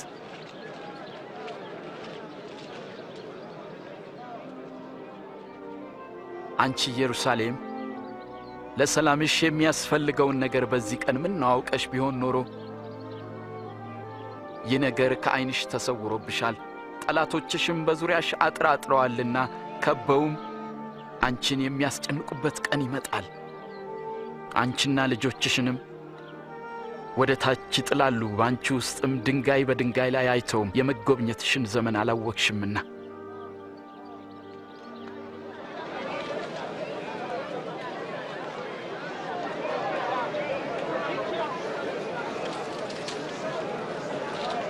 በኢየሩሳሌም የሚገኘው ቤተ መቅደስም ከማምለኪያ ቦታ ይልቅ የንግድ መናኸሪያ ሆኖ ነበር።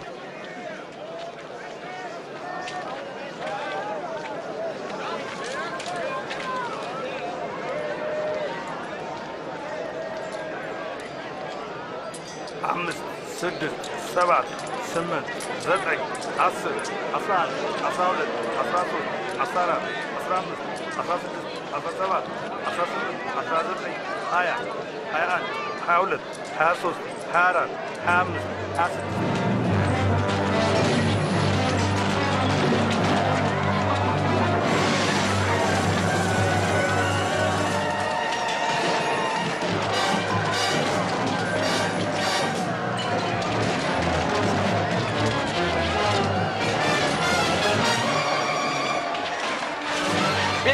ጸሎት ቤት ይሆናል ተብሎ ተጽፏል። እናንተ ግን የወንበዴዎች ዋሻ አደረጋችሁት። ከብቶቹን ለቀቀብኝ! መልሳቸው! መልሳቸው!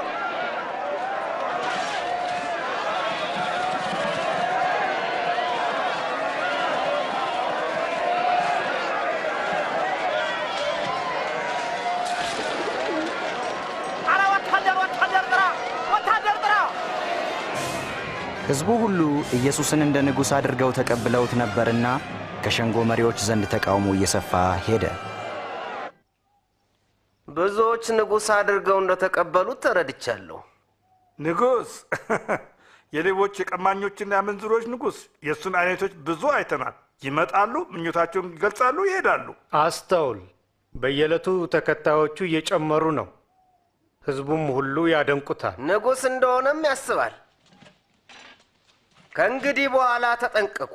ይህ ሰው ከዚህ በኋላ ዳግመኛ ሰላም ቢነሳ በኃላፊነት ጠይቃችኋለሁ።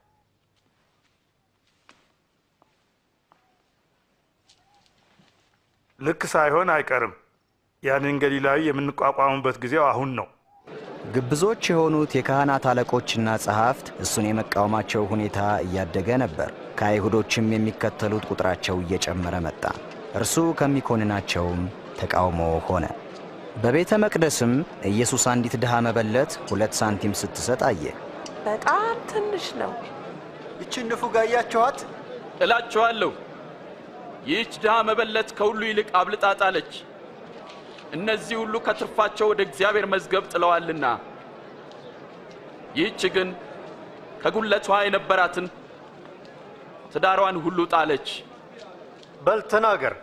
እነዚህም በምን ስልጣን ታደርጋለህ? ስልጣንስ የሰጠ ማን ነው? እኔ ደግሞ ልጠይቃችሁ፣ ለመሆኑ የዮሐንስ ጥምቀት ከሰማይ ነበረች ወይስ ከሰው?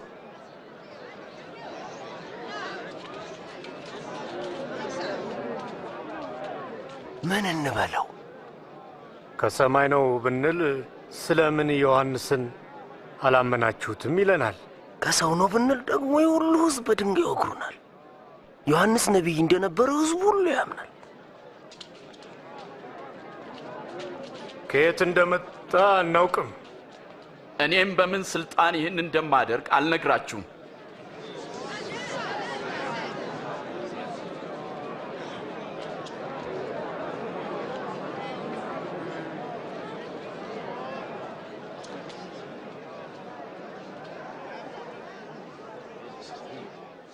አንድ ሰው የወይን አትክልት ተክሎ ነበር። ለገበሬዎችም አከራይቶ ለብዙ ዘመን ወደ ሌላ አገር ሄደ። የወይኑ ማፍሪያ ወቅት በደረሰ ጊዜ ከወይኑ አትክልትና ፍሬ እንዲሰጡት አንድ ሎሌ ወደ ገበሬዎቹ ላከ። ገበሬዎቹ ግን ደበደቡት፣ ባዶውንም ሰደዱት። ስለዚህ ሌላ ሎሌ ላከ። እነርሱም ያንን ሎሌ ደበደቡት፣ አዋርደውም ወደ ጌታው ላኩት። ጨምሮም ሶስተኛውን ላከ። እነርሱም ይህን ደግሞ ክፉኛ አቆሳሰሉት። ከዚያም የወይኑ ባለቤት ምን ላድርግ? አንድ ልጄን ብልክ ይሻላል፣ ምናልባት እሱን አይተው ያፍሩታል አለ። ገበሬዎቹ አይተውት ግን እርስ በርሳቸው ተማከሩ። ወራሹ እርሱ ነውና ርስቱ ለኛ እንዲሆን እንግደለው አሉ። ጌታ ሆይ ሌላም ንገረን። ከወይኑ አትክልት አውጥተው ገደሉት። እንግዲህ የወይኑ አትክልት ጌታ ምን ያደርጋቸዋል? ገበሬዎቹን ያስወግዳል፣ የወይኑንም አትክልት ለሌሎች ይሰጣል። ለመሆኑ ይህ ቃል ምን ማለት ነው? ግንበኞች የናቁት ድንጋይ እርሱ ከሁሉም በለጠ፣ የማዕዘን ራስም ሆነ። በዚያም ድንጋይ ላይ የሚወድቅ ሁሉ ይቀጠቀጣል። ማንኛውንም የሚወድቅበትን ግን ይፈጨዋል፣ ያደቀዋል። መምህር ሆይ ያስተማርካቸው ሁሉ እውነት እንደሆነና የሰውንም ፊት አይተህ እንዳታዳላም እናውቃለን። የእግዚአብሔርን የእውነት ቃል ታስተምራለህ። እስቲ ንገረን፣ እንደ ሕጋችን ለሮማ ቄሳር ግብር መገበር ተገቢ ነው ትላለህ ወይስ አይደለም? እስቲ አንድ ሳንቲም አሳዩኝ።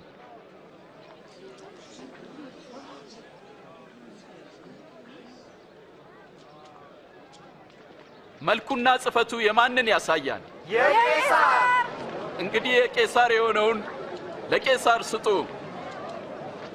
የእግዚአብሔርንም ለእግዚአብሔር ስጡ።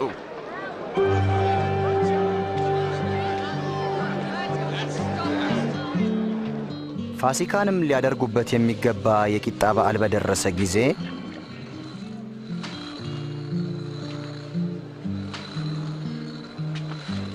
ጴጥሮስንና ዮሐንስን ፋሲካን እንበላ ዘንድ ሄዳችሁ አዘጋጁልን ብሎ ጌታ ላካቸው።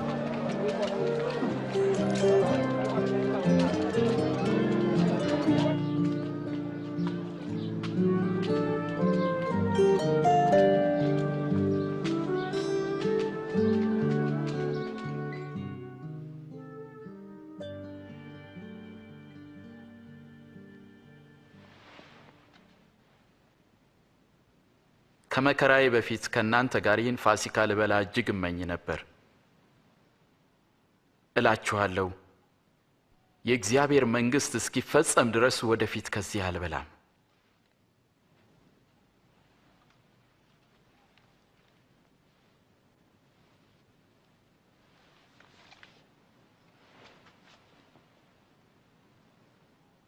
የተወደድክ ቅዱስ አባት ሆይ፣ የፍጥረታት ሁሉ ጌታ ይህን ወይን ባርከ ስጠን።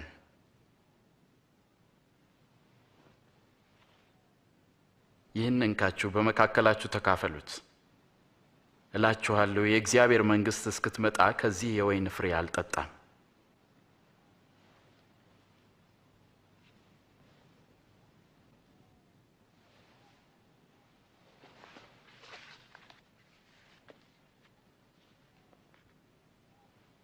ቅዱስ የሆንከው የዓለም ንጉሥ፣ የፍጥረታት ሁሉ ጌታ ይህንን ህብስት ባርከ ስጠን።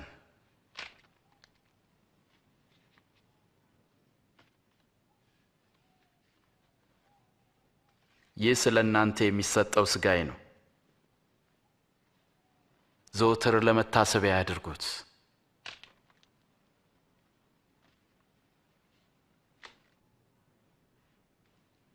ይህ ጽዋ ስለ እናንተ ለሚፈሰው ደሜ የሚሆን አዲስ ኪዳን ነው።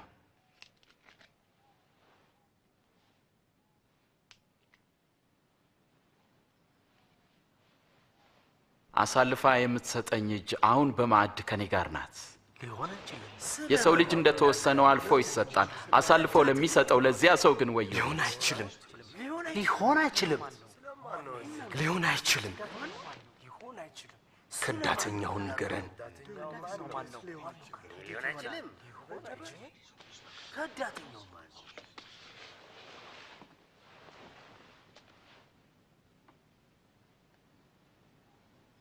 ከናንተ ታላቅ እንደ ታናሽ ይሁን፣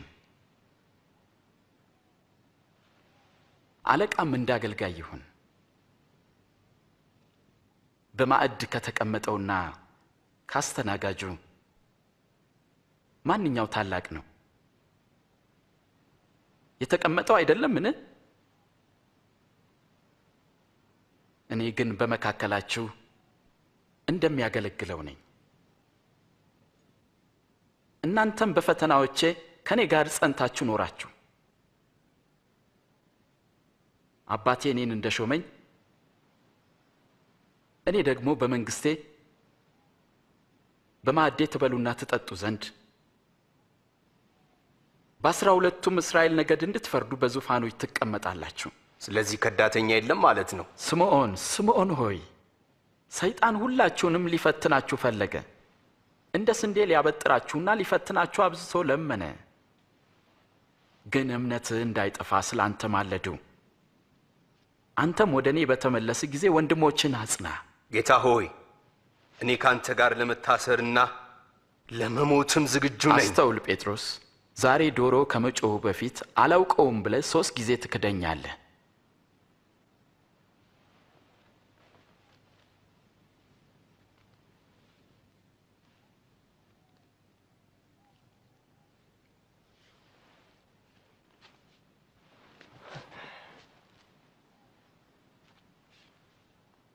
ያለ ከረጢትና ጫማ ስልካችሁ አታችሁ ተቸገራችሁ? በፍጹም ምንም ነገር። አሁን ግን ኮረጆም ሆነ ከረጢት ያለው ንብረቱን በእጁ ያዝ፣ በመታጠቂያውም ሰይፍ የሌለው ልብሱን ሸጦ ይግዛ።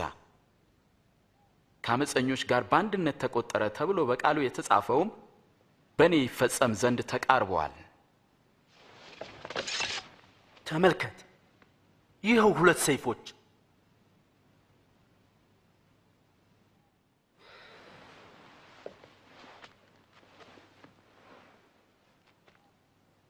ይበቃል። የካህናት አለቆችም ኢየሱስን እንዴት ማጥፋት እንደሚችሉ ተማከሩ። ከ12ቱ አንዱ በሆነው በአስቆሮቱ ይሁዳ ውስጥ ሰይጣን ገባበት። ኢየሱስንም አሳልፎ ሊሰጥ ወደ ካህናት አለቆች አመራ። ኢየሱስም ይጸልይ ዘንድ ከኢየሩሳሌም ወደ ደብረ ዘይት ተራራ ሄደ።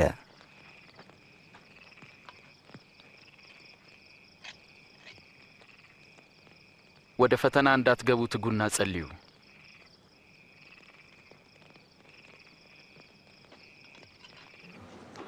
የአስቆሮቱ ይሁዳ ጌታ ኢየሱስን ለ30 ብር አሳልፎ ሰጠ።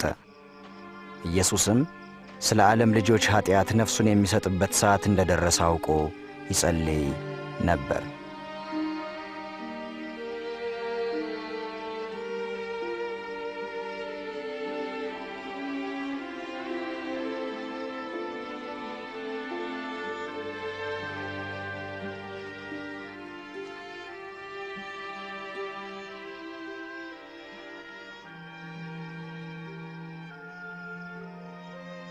አባት ሆይ ፈቃድህ ቢሆን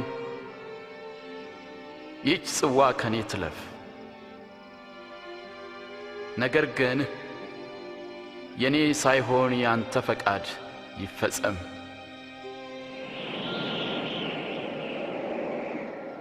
ከሰማይ መጥቶ የሚያበረታው መልአክ ታየው።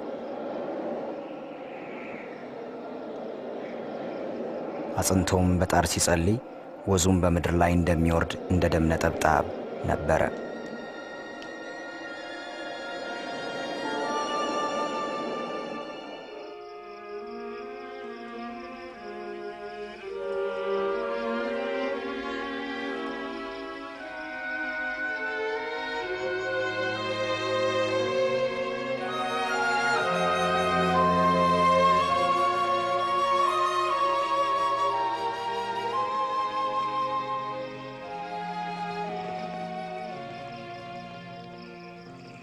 ለምን ትተኛላችሁ?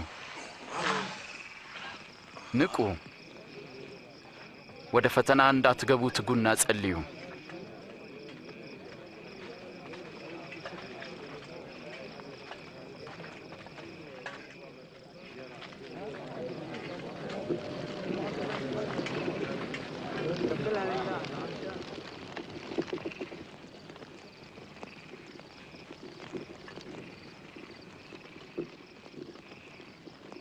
ይሁዳ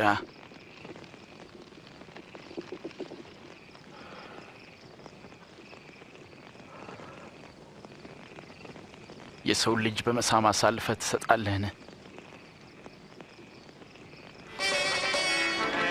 ጌታ ሆይ በሰይፍ እንምታቸውን?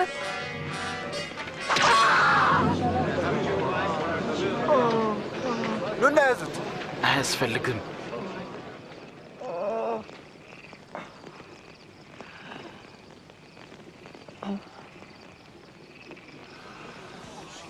ተአምር ነው። ወንበዴን እንደምትይዙ ሰይፍና ጎመድ ይዛችሁ መጣችሁን? በመቅደስ ዕለት ዕለት ከእናንተ ጋር ስሆን እጃችሁን አልዘረጋችሁብኝ። ግን ይህ የእናንተና የጨለማው ስልጣን ጊዜ ነው።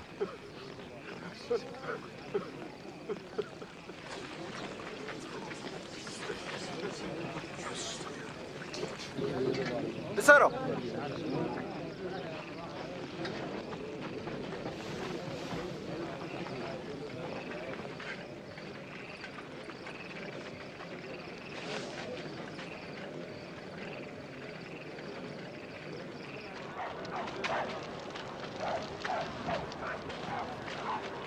በደንብ ጠብቁት። ኢየሱስንም የያዙት ሰዎች ወደ ሸንጎ አቅርበው ይዘብቱበትና ይመቱት ነበር። ይኸው ግርማዊነቱ የንጉሥ ካባ። ምን እንደሚሆን ስለ ወደፊቱ ንገረን። ግርማዊነቱ አድኑን እንጂ አድኑን እንጂ። ይህ ሰው ከኢየሱስ ጋር ነበር። ሴትዮ የምትዩን ሰው አላውቀውም። አብረው አይቻቸዋለሁ።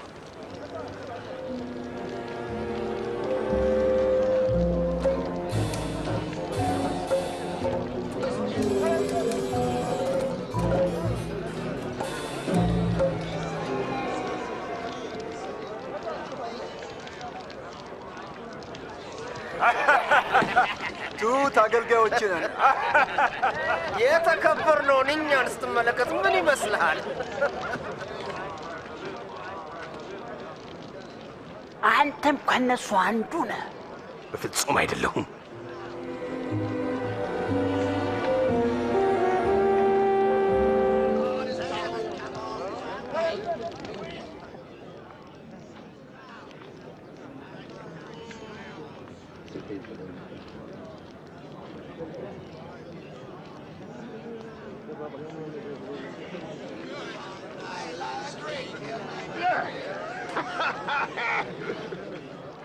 እርሱ የገሊላ ሰው ነው። በእውነት ይህ ደግሞ ከእርሱ ጋር ነበረ። እባክህ አትቀልድ። ስለምን እንደምትናገር አላውቅም።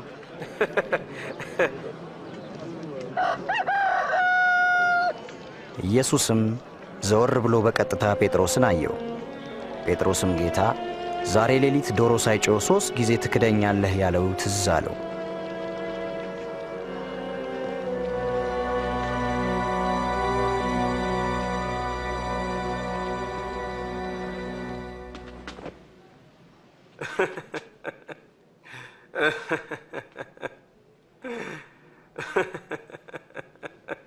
ጌታ ሆይ እንደ ቸርነት ብዛት አልጠፋንም፣ ምሕረት ታላቅ ነውና።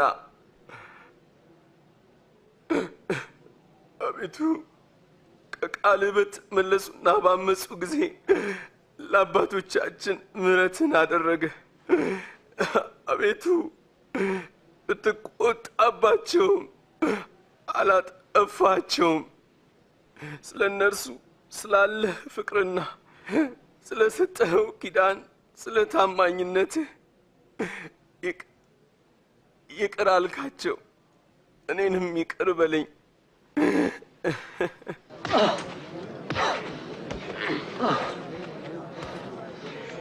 እስቲ በቃ ማነው የመታ? ትንቢት ተናገር። ቀጥሎ ማን ነው የሚመታ? አቁም አቁም ብያለሁ። ቶሎ ወደ ሸንጎ ይዛችሁ አምጡት። ቀጥል።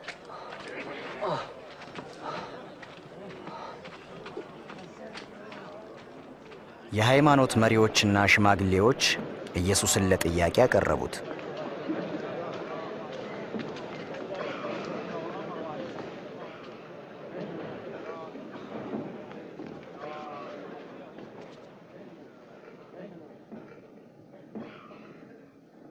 ንገረን፣ አንተ መሲህ ነህን?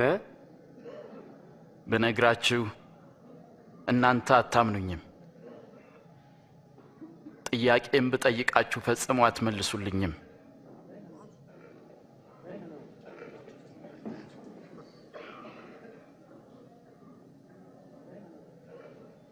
ነገር ግን ካሁን ጀምሮ የሰው ልጅ በእግዚአብሔር ኃይል ቀኝ ይቀመጣል።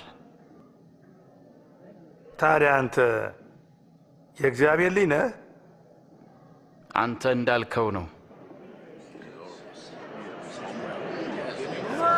እንዲህ ለማለት ማን ስልጣን ሰጠ? ጥፋተኛ ያለውን እኛ በጆሮአችን ሰምተናል።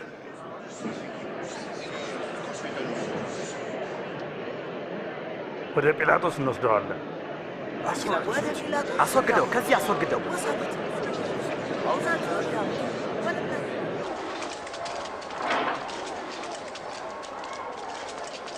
ቀጥል።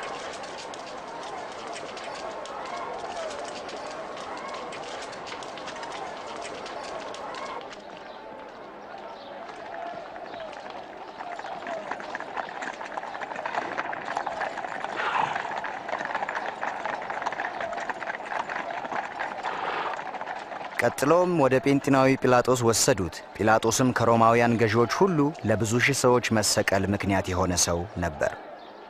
በዚህ ማለዳ ምን ፈልጋችሁ ነው የመጣችሁት? ይህ ሰው ሕዝቡን ሲያሳምጽ ይዘነዋል። በቤተ መቅደስ ገበያ ታላቅ ረብሻን ፈጥሯል። ታዲያ ቅጣቱ ምን መሆን አለበት? ፍረድበት። በዚህ ሰው ላይ ምንም ጥፋት አላገኘሁበትም።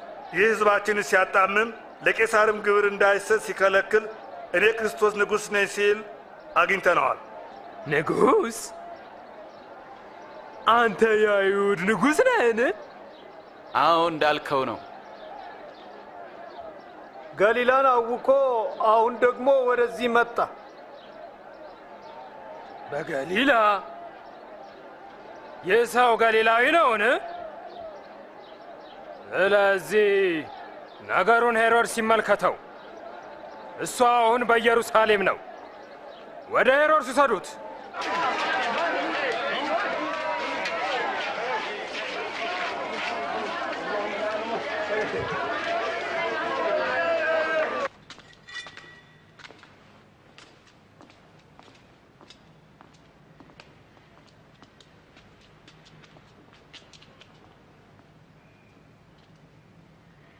አንተ ራስህን ማን ነኝ ትላለህ?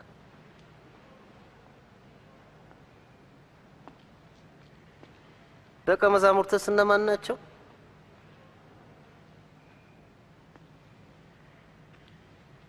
ብዙ ተአምራት እንደሰራ ይወራል።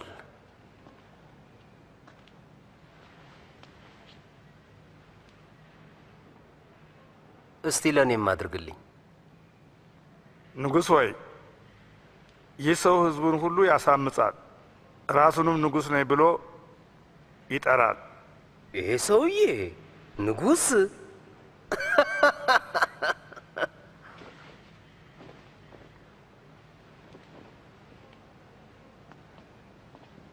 ግርማዊነቶ በደንብ ግረፉት።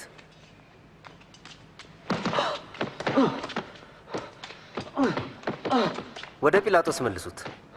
የራሱ ክፍለ ሀገር ነውና።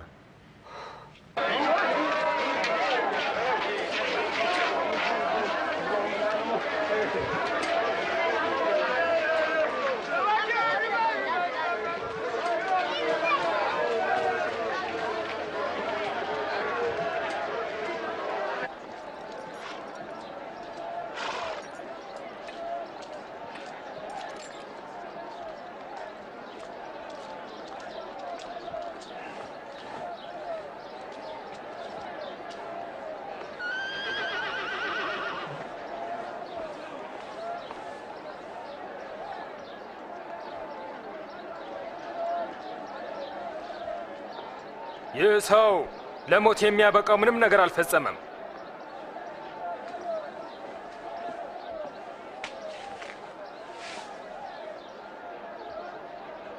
እኔ ላስገርፈውና ልለቀው ወስኛለሁ።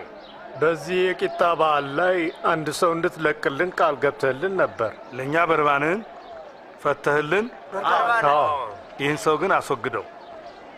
በርባንን ፍታለን።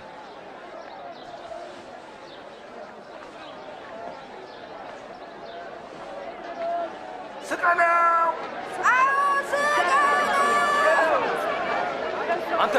አንተን ሙተርና ግረፉት።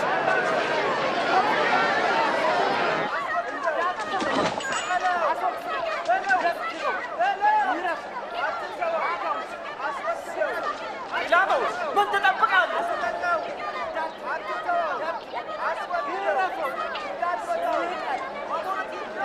ኢየሱስ ነው!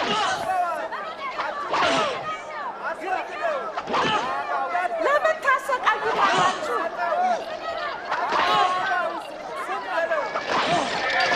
እባካችሁ ተውት፣ እሱ ክርስቶስ ነው። ምንም ነገር አላደረገም።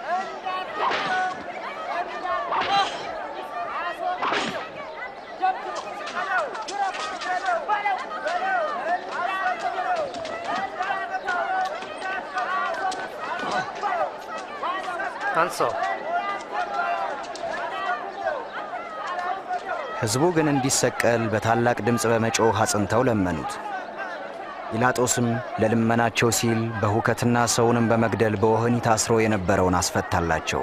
ኢየሱስን ግን ለፍቃዳቸው አሳልፎ ሰጠው።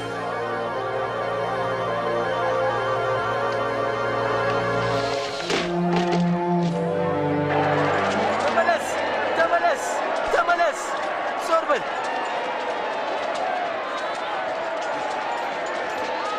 መንገድ ልቀቁለት! ተመለስ! ዞር በል! ተመለስ! ልቀቁለት! መንገድ ልቀቁ! ውጣ! መንገድ ልቀቅ! ቀጥል ነው የምልህ! ተነሳ!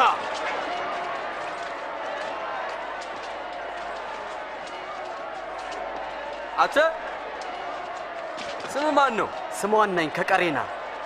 ና ወደዚህ። ገመዱን ቁረጥ።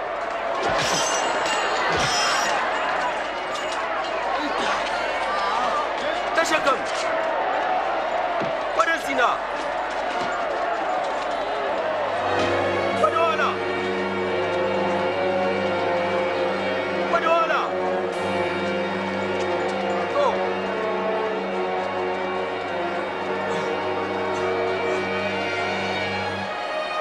ቀጥሉ፣ መንገድ ልቀቁ።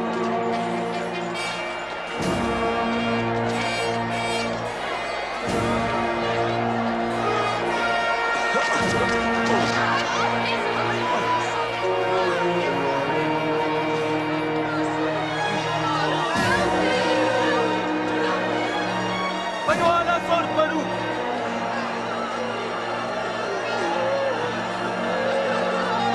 ዞር በሉ።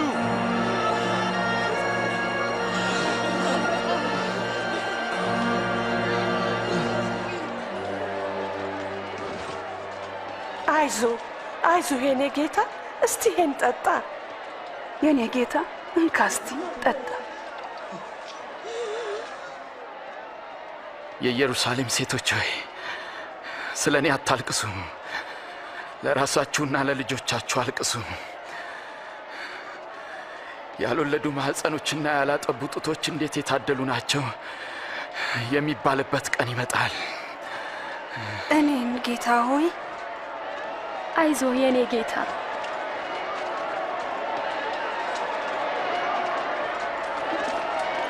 ቀጥል። ወደዚህ ፍጠን። አሁን አንተ ሂድ። ቀጥል፣ ፍጠን፣ ሂድ፣ ፍጠን። አሁን ቀጥል። አሁን ቅደም። አሁን በል።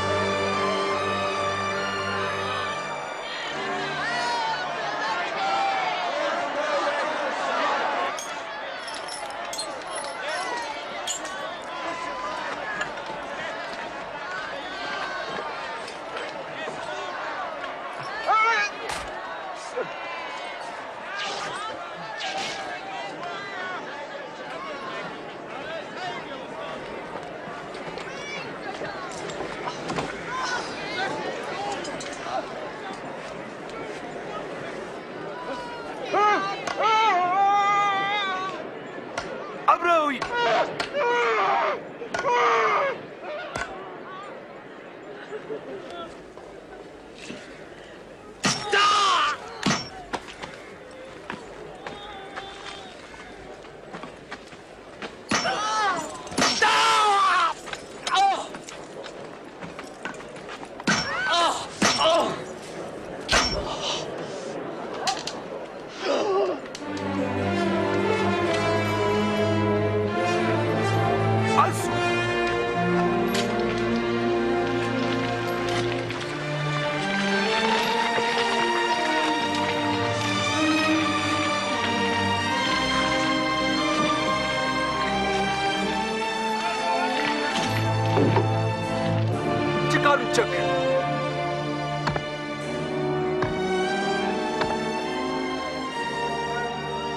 ገመዱን ፍታው።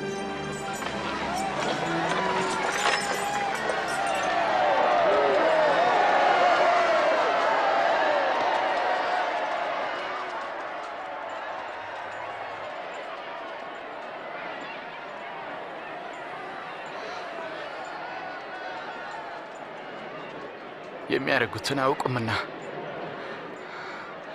አባቱ ይቅር በላቸው።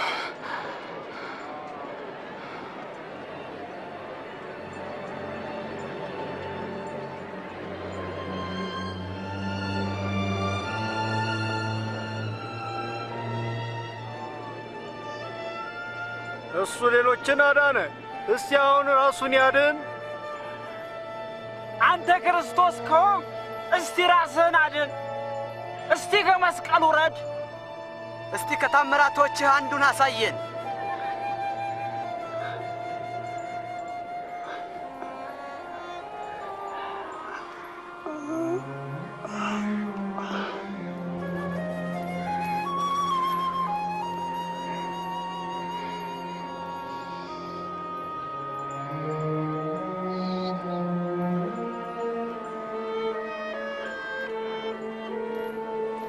ከብዙ መቶ ዓመታት በፊት ነቢያት እንደተናገሩት ኢየሱስ በሁለት ወንበዴዎች መካከል ተሰቀለ።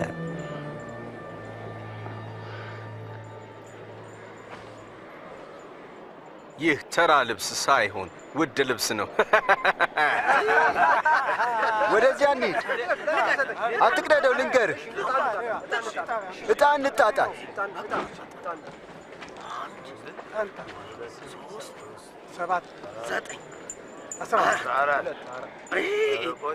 እድለኛ ነህ፣ አሸንፈሃል።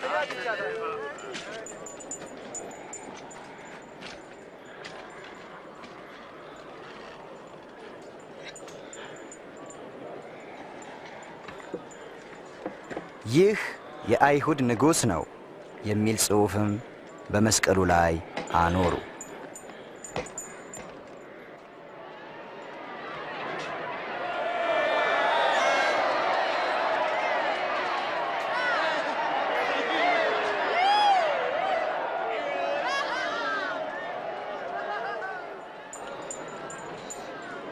እስቲ የአይሁድ ንጉሥ ከሆንክ ራስህን አድን።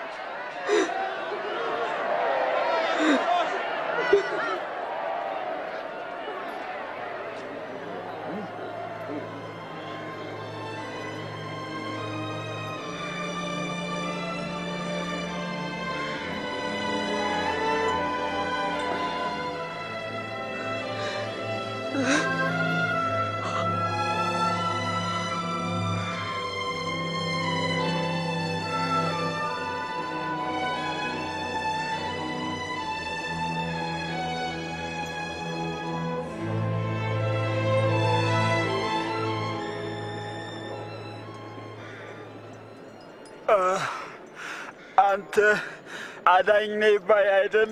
ምን ራስህንም እኛንም እስኪ ስታድነን ይታይ። እግዚአብሔርን አትፈራም? እኛስ በጥፋታችን ነው የተፈረደብን። እርሱ ግን ምንም ነገር አላጠፋም።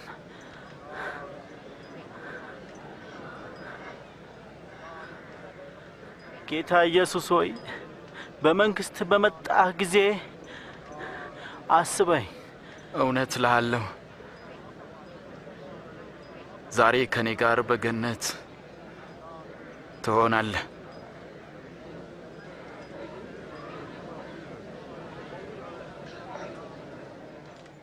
ስድስት ሰዓትም ያህል ነበረ።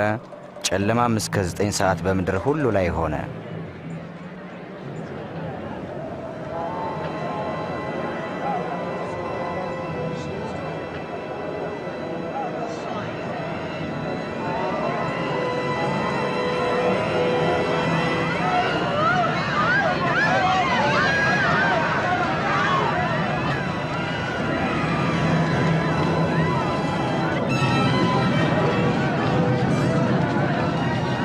የቤተ መቅደስ መጋረጃም ከላይ ወደ ታች ከመካከሉ ተቀደደ።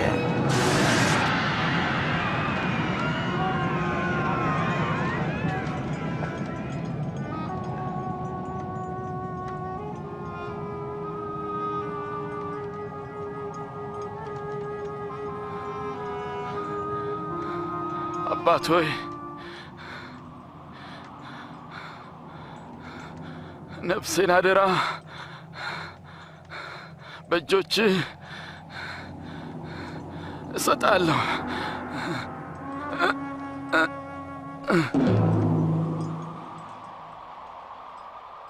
የወታደሮቹም አለቃ የሆነውን ነገር ባየ ጊዜ እንዲህ ሲል እግዚአብሔርን አከበረ። ይህ ሰው በእርግጥ ጻድቅ ነበረ። እግዚአብሔር ይመስገን።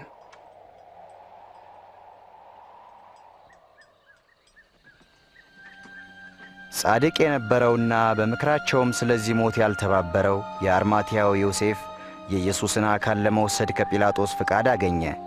ወስዶም የሰንበት ቀን ከመግባቱ በፊት ከድንጋይ በተወቀረ አዲስ መቃብር ውስጥ አኖረው።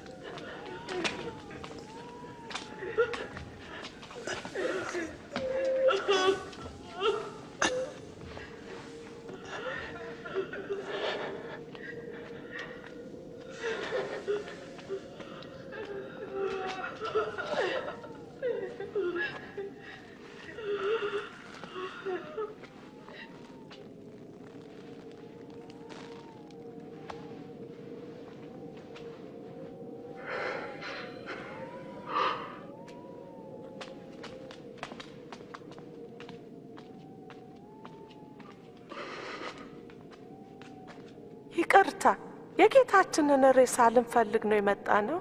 መልካም አድርጋችኋል። ሰንበት ሊገባ ስለሆነ ግን እንሂድ።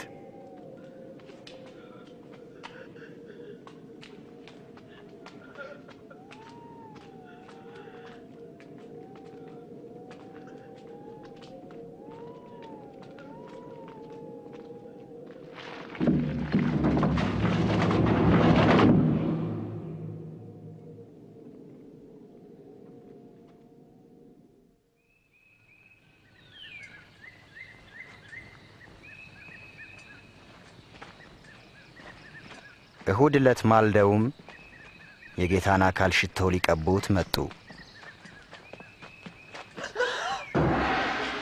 ድንጋዩ ከመቃብሩ ላይ ተንከባሎ አገኙት። ወደ ውስጥም ሲመለከቱ የጌታ ኢየሱስን አካል አላገኙትም።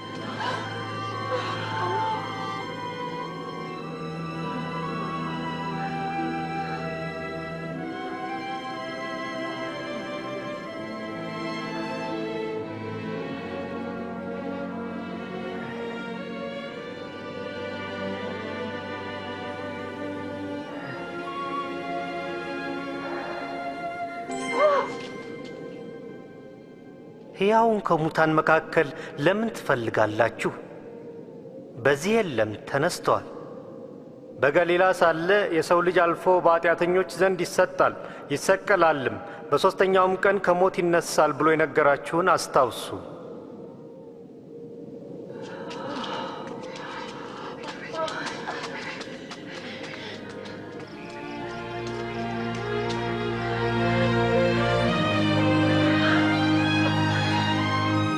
ይኸውላችሁ ድንጋዩ ተንከባሎ አገኘ ነው። ወደ ውስጥ ስንገባ የጌታን አካል አጣ ነው። የለም የጌታችን አካል ተወስዷል። እናም ሁለት መላእክት አየን፣ እንደ ፀሐይ የሚያንጸባርቁ በታላቅ ድምፅም ሕያውን ከሙታን መካከል ለምን ትፈልጋላችሁ አሉን። ይገርማል። እውነቴን ነው። እመኑን እንጂ እመኑን። እኛ አይተናል፣ እናንተም ሂዱና እዩ። መቃብሩ ባዶ ነው። ጴጥሮስ እመን፣ ጌታችን ተነስቷል።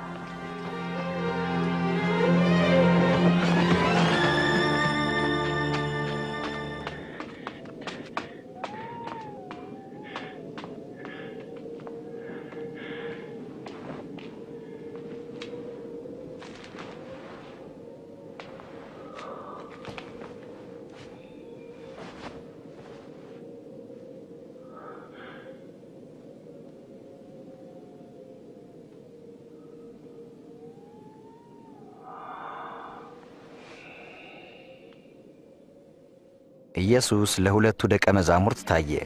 እነሱም በመደነቅ ለሌሎች ለመንገር ተመለሱ። ጌታ እንደ ቃሉ ተነስቷል፣ ለጴጥሮስም ተገልጧል። በመንገድም ሳለን ልናውቀው አልቻል። እንጀራ ስንቆርስ ግን ልናውቀው ቻለን። በኤማውስ እንዴት ወደዛ ሊሄድ ቻለ?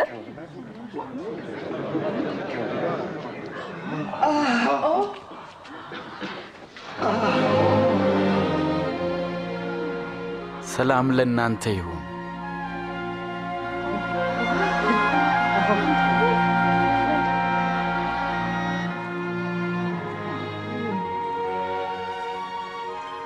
ለምን ትፈራላችሁ? ለምንስ ጥርጣሬ ወደ ህሊናችሁ መጣ? እጆቼን እግሮቼን ተመልከቱ፣ እኔው ራሴ እንደሆንኩም እዩ። ዳሱኝናም ታውቁኛላችሁ። እዩ፣ መንፈስ ሥጋና አጥንት ፈጽሞ የለውም። ከእናንተ ጋር በነበርኩ ጊዜ ስለ እኔ የነገርኳችሁ ይህ ነው። በሙሴ ሕግ በነቢያት ትንቢትና በመዝሙርም የተጻፈው ሁሉ እነሆ ተፈጸመ። የተጻፈውም ክርስቶስ መከራን ይቀበል ዘንድና ሞትን ድል አድርጎ እንደሚነሳ ነው። በእርሱ ስምም ንስሐና የኃጢአት ስርየት የወንጌል መልእክት ከኢየሩሳሌም ጀምሮ ለአሕዛብ ይሰበካል። እናንተም ለዚህ ምስክሮች ናችሁ። እነሆም አባቴ የሰጠውን ተስፋን ይልክላችኋለሁ። ኃይልም እስክትቀበሉ እናንተ በኢየሩሳሌም ከተማ ውስጥ ቆዩ።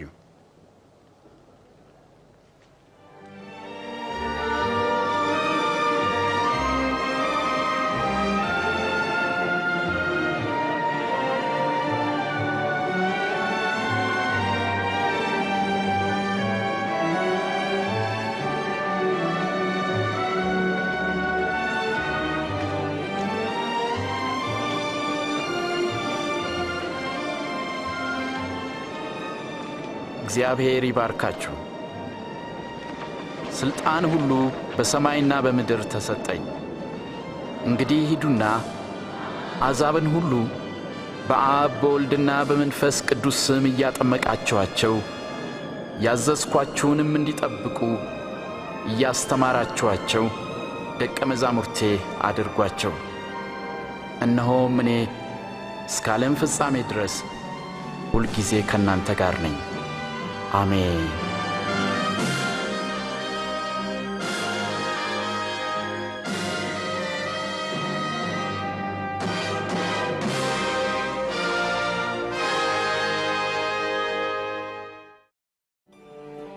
ከብዙ ዘመናት በፊት እግዚአብሔር ኃጢአተኞችን እንዲያድንና ከእርሱም ጋር እንዲያስታርቃቸው ክርስቶስን እንደሚልክ በቅዱሳት መጻሕፍት ተጽፎ ነበር። የኢየሱስ ሕይወት በእርግጥ እርሱ አዳኝ መሆኑን ያሳያል። ኢሳይያስ የተባለው ነቢይ ድንግል ትጸንሳለች ወንድ ልጅም ትወልዳለች ሲል ጻፈ።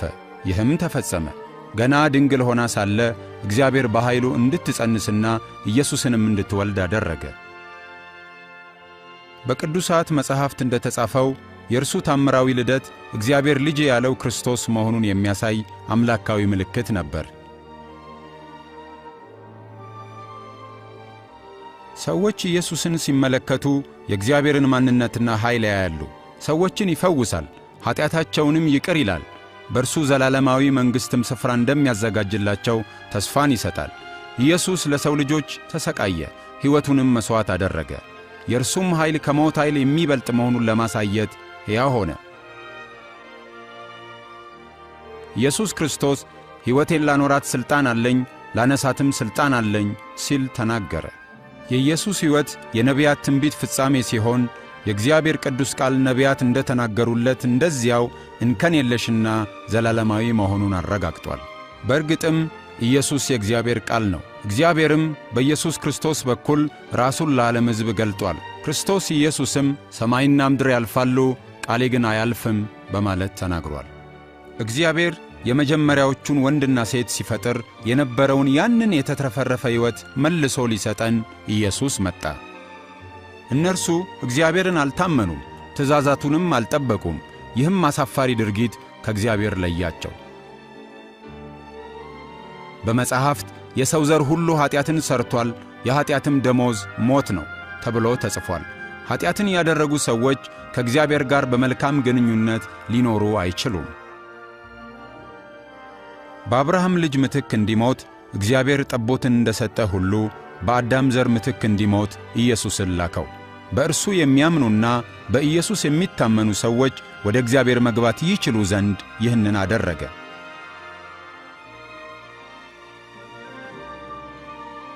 ስለዚህም ኢየሱስን የሚከተሉ ሰዎች ከሲኦል ፍርድ አምልጠው ከእግዚአብሔር ጋር ለዘላለም ይኖራሉ። ኢየሱስ ንስሐ ለሚገቡና ወደ እኔ ለሚመለሱ ሁሉ እግዚአብሔር የኀጢአትን ይቅርታ ይሰጣል፣ በስሜም ለሰዎች ሁሉ ወንጌል ይሰበካል ሲል ከሞት ከተነሣ በኋላ ለተከታዮቹ ተናግሯል። ኢየሱስ በተጨማሪ የእግዚአብሔርን መንፈስ እንደሚልክላቸውና መንፈሱም ከእነርሱ ጋር በመሆን ወደ እውነት ሁሉ እንደሚመራቸው የእግዚአብሔርንም መንገድ እንዲከተሉ ኃይልን እንደሚሰጣቸው ተናግሯል። አንዲት ኃጢአተኛ ሴት ንስሐ ገብታ ኢየሱስን ጌታዋ አድርጋ ስትከተል ኢየሱስ ኃጢአትሽ ተሰርዮልሻል፣ በእኔ ላይ ያለሽም እምነት አድኖሻል ብሎታል። ሰዎች እግዚአብሔርን በእውነት ከወደዱ እግዚአብሔር ኃጢአታቸውን ይቅር ይላል። ኢየሱስ ክርስቶስ ሰዎች እርሱን እንዲከተሉ ይጠራቸዋል። የኢየሱስ ተከታዮች ለመሆን የወሰኑ ሰዎች ከእርሱ ጋር ያላቸውን ግንኙነት እንደዚህ በማለት ሊጀምሩ ይችላሉ። እግዚአብሔር አባት ሆይ አንተ ጻድቅ ነህ፣ ስለምትወደኝ አመሰግንሃለሁ። ትእዛዛትን ስላልፈጸምኩና አንተን ስለበደልኩ እጸጸታለሁ። ኢየሱስ በእኔ ምትክ በመስቀል ላይ እንዲሞትና ከሞትም እንዲነሣ ስለላክልኝ አመሰግንሃለሁ። እኔም ስለ ሠራሁት ኃጢአት እርሱ ስለ ተሰቃየልኝ አመሰግንሃለሁ። ያንተን መንገድ መከተል እፈልጋለሁ። ኢየሱስንም አዳኜና ጌታዬ አድርጌ አምናለሁ። ኃጢአቴንም ይቅር ስላልከኝ ወደ አንተም እንድመጣና በመንግሥትም ካንተ ጋር ለዘላለም እንድኖር በሩን ስለ ከፈትክልኝ አመሰግንሃለሁ። ቅዱሱን መንፈስህን እንድትሰጠኝ እርሱም ከእኔ ጋር በመኖር መንገድህን እንዲያሳየኝ በሙሉ ልቤ እንድወድህና አንተንም ደስ የሚያሰኝ ሕይወት እንድኖር ኃይልን እንዲሰጠኝ እለምንሃለሁ። በዚህ ምድር የሚኖሩ ሰዎች ሁሉ በሁሉም ስፍራ ያመስግኑህ። አሜን።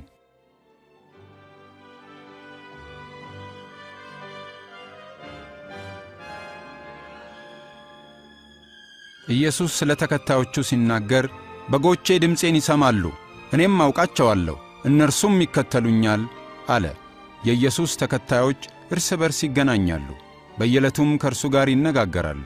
በቅዱሳት መጻሕፍት የተጠቀሱትን የእርሱን ቃሎች ያጠናሉ፣ የእርሱንም መንገድ መከተል ይሻሉ፣ ለሌሎችም ስለ እርሱ ይናገራሉ።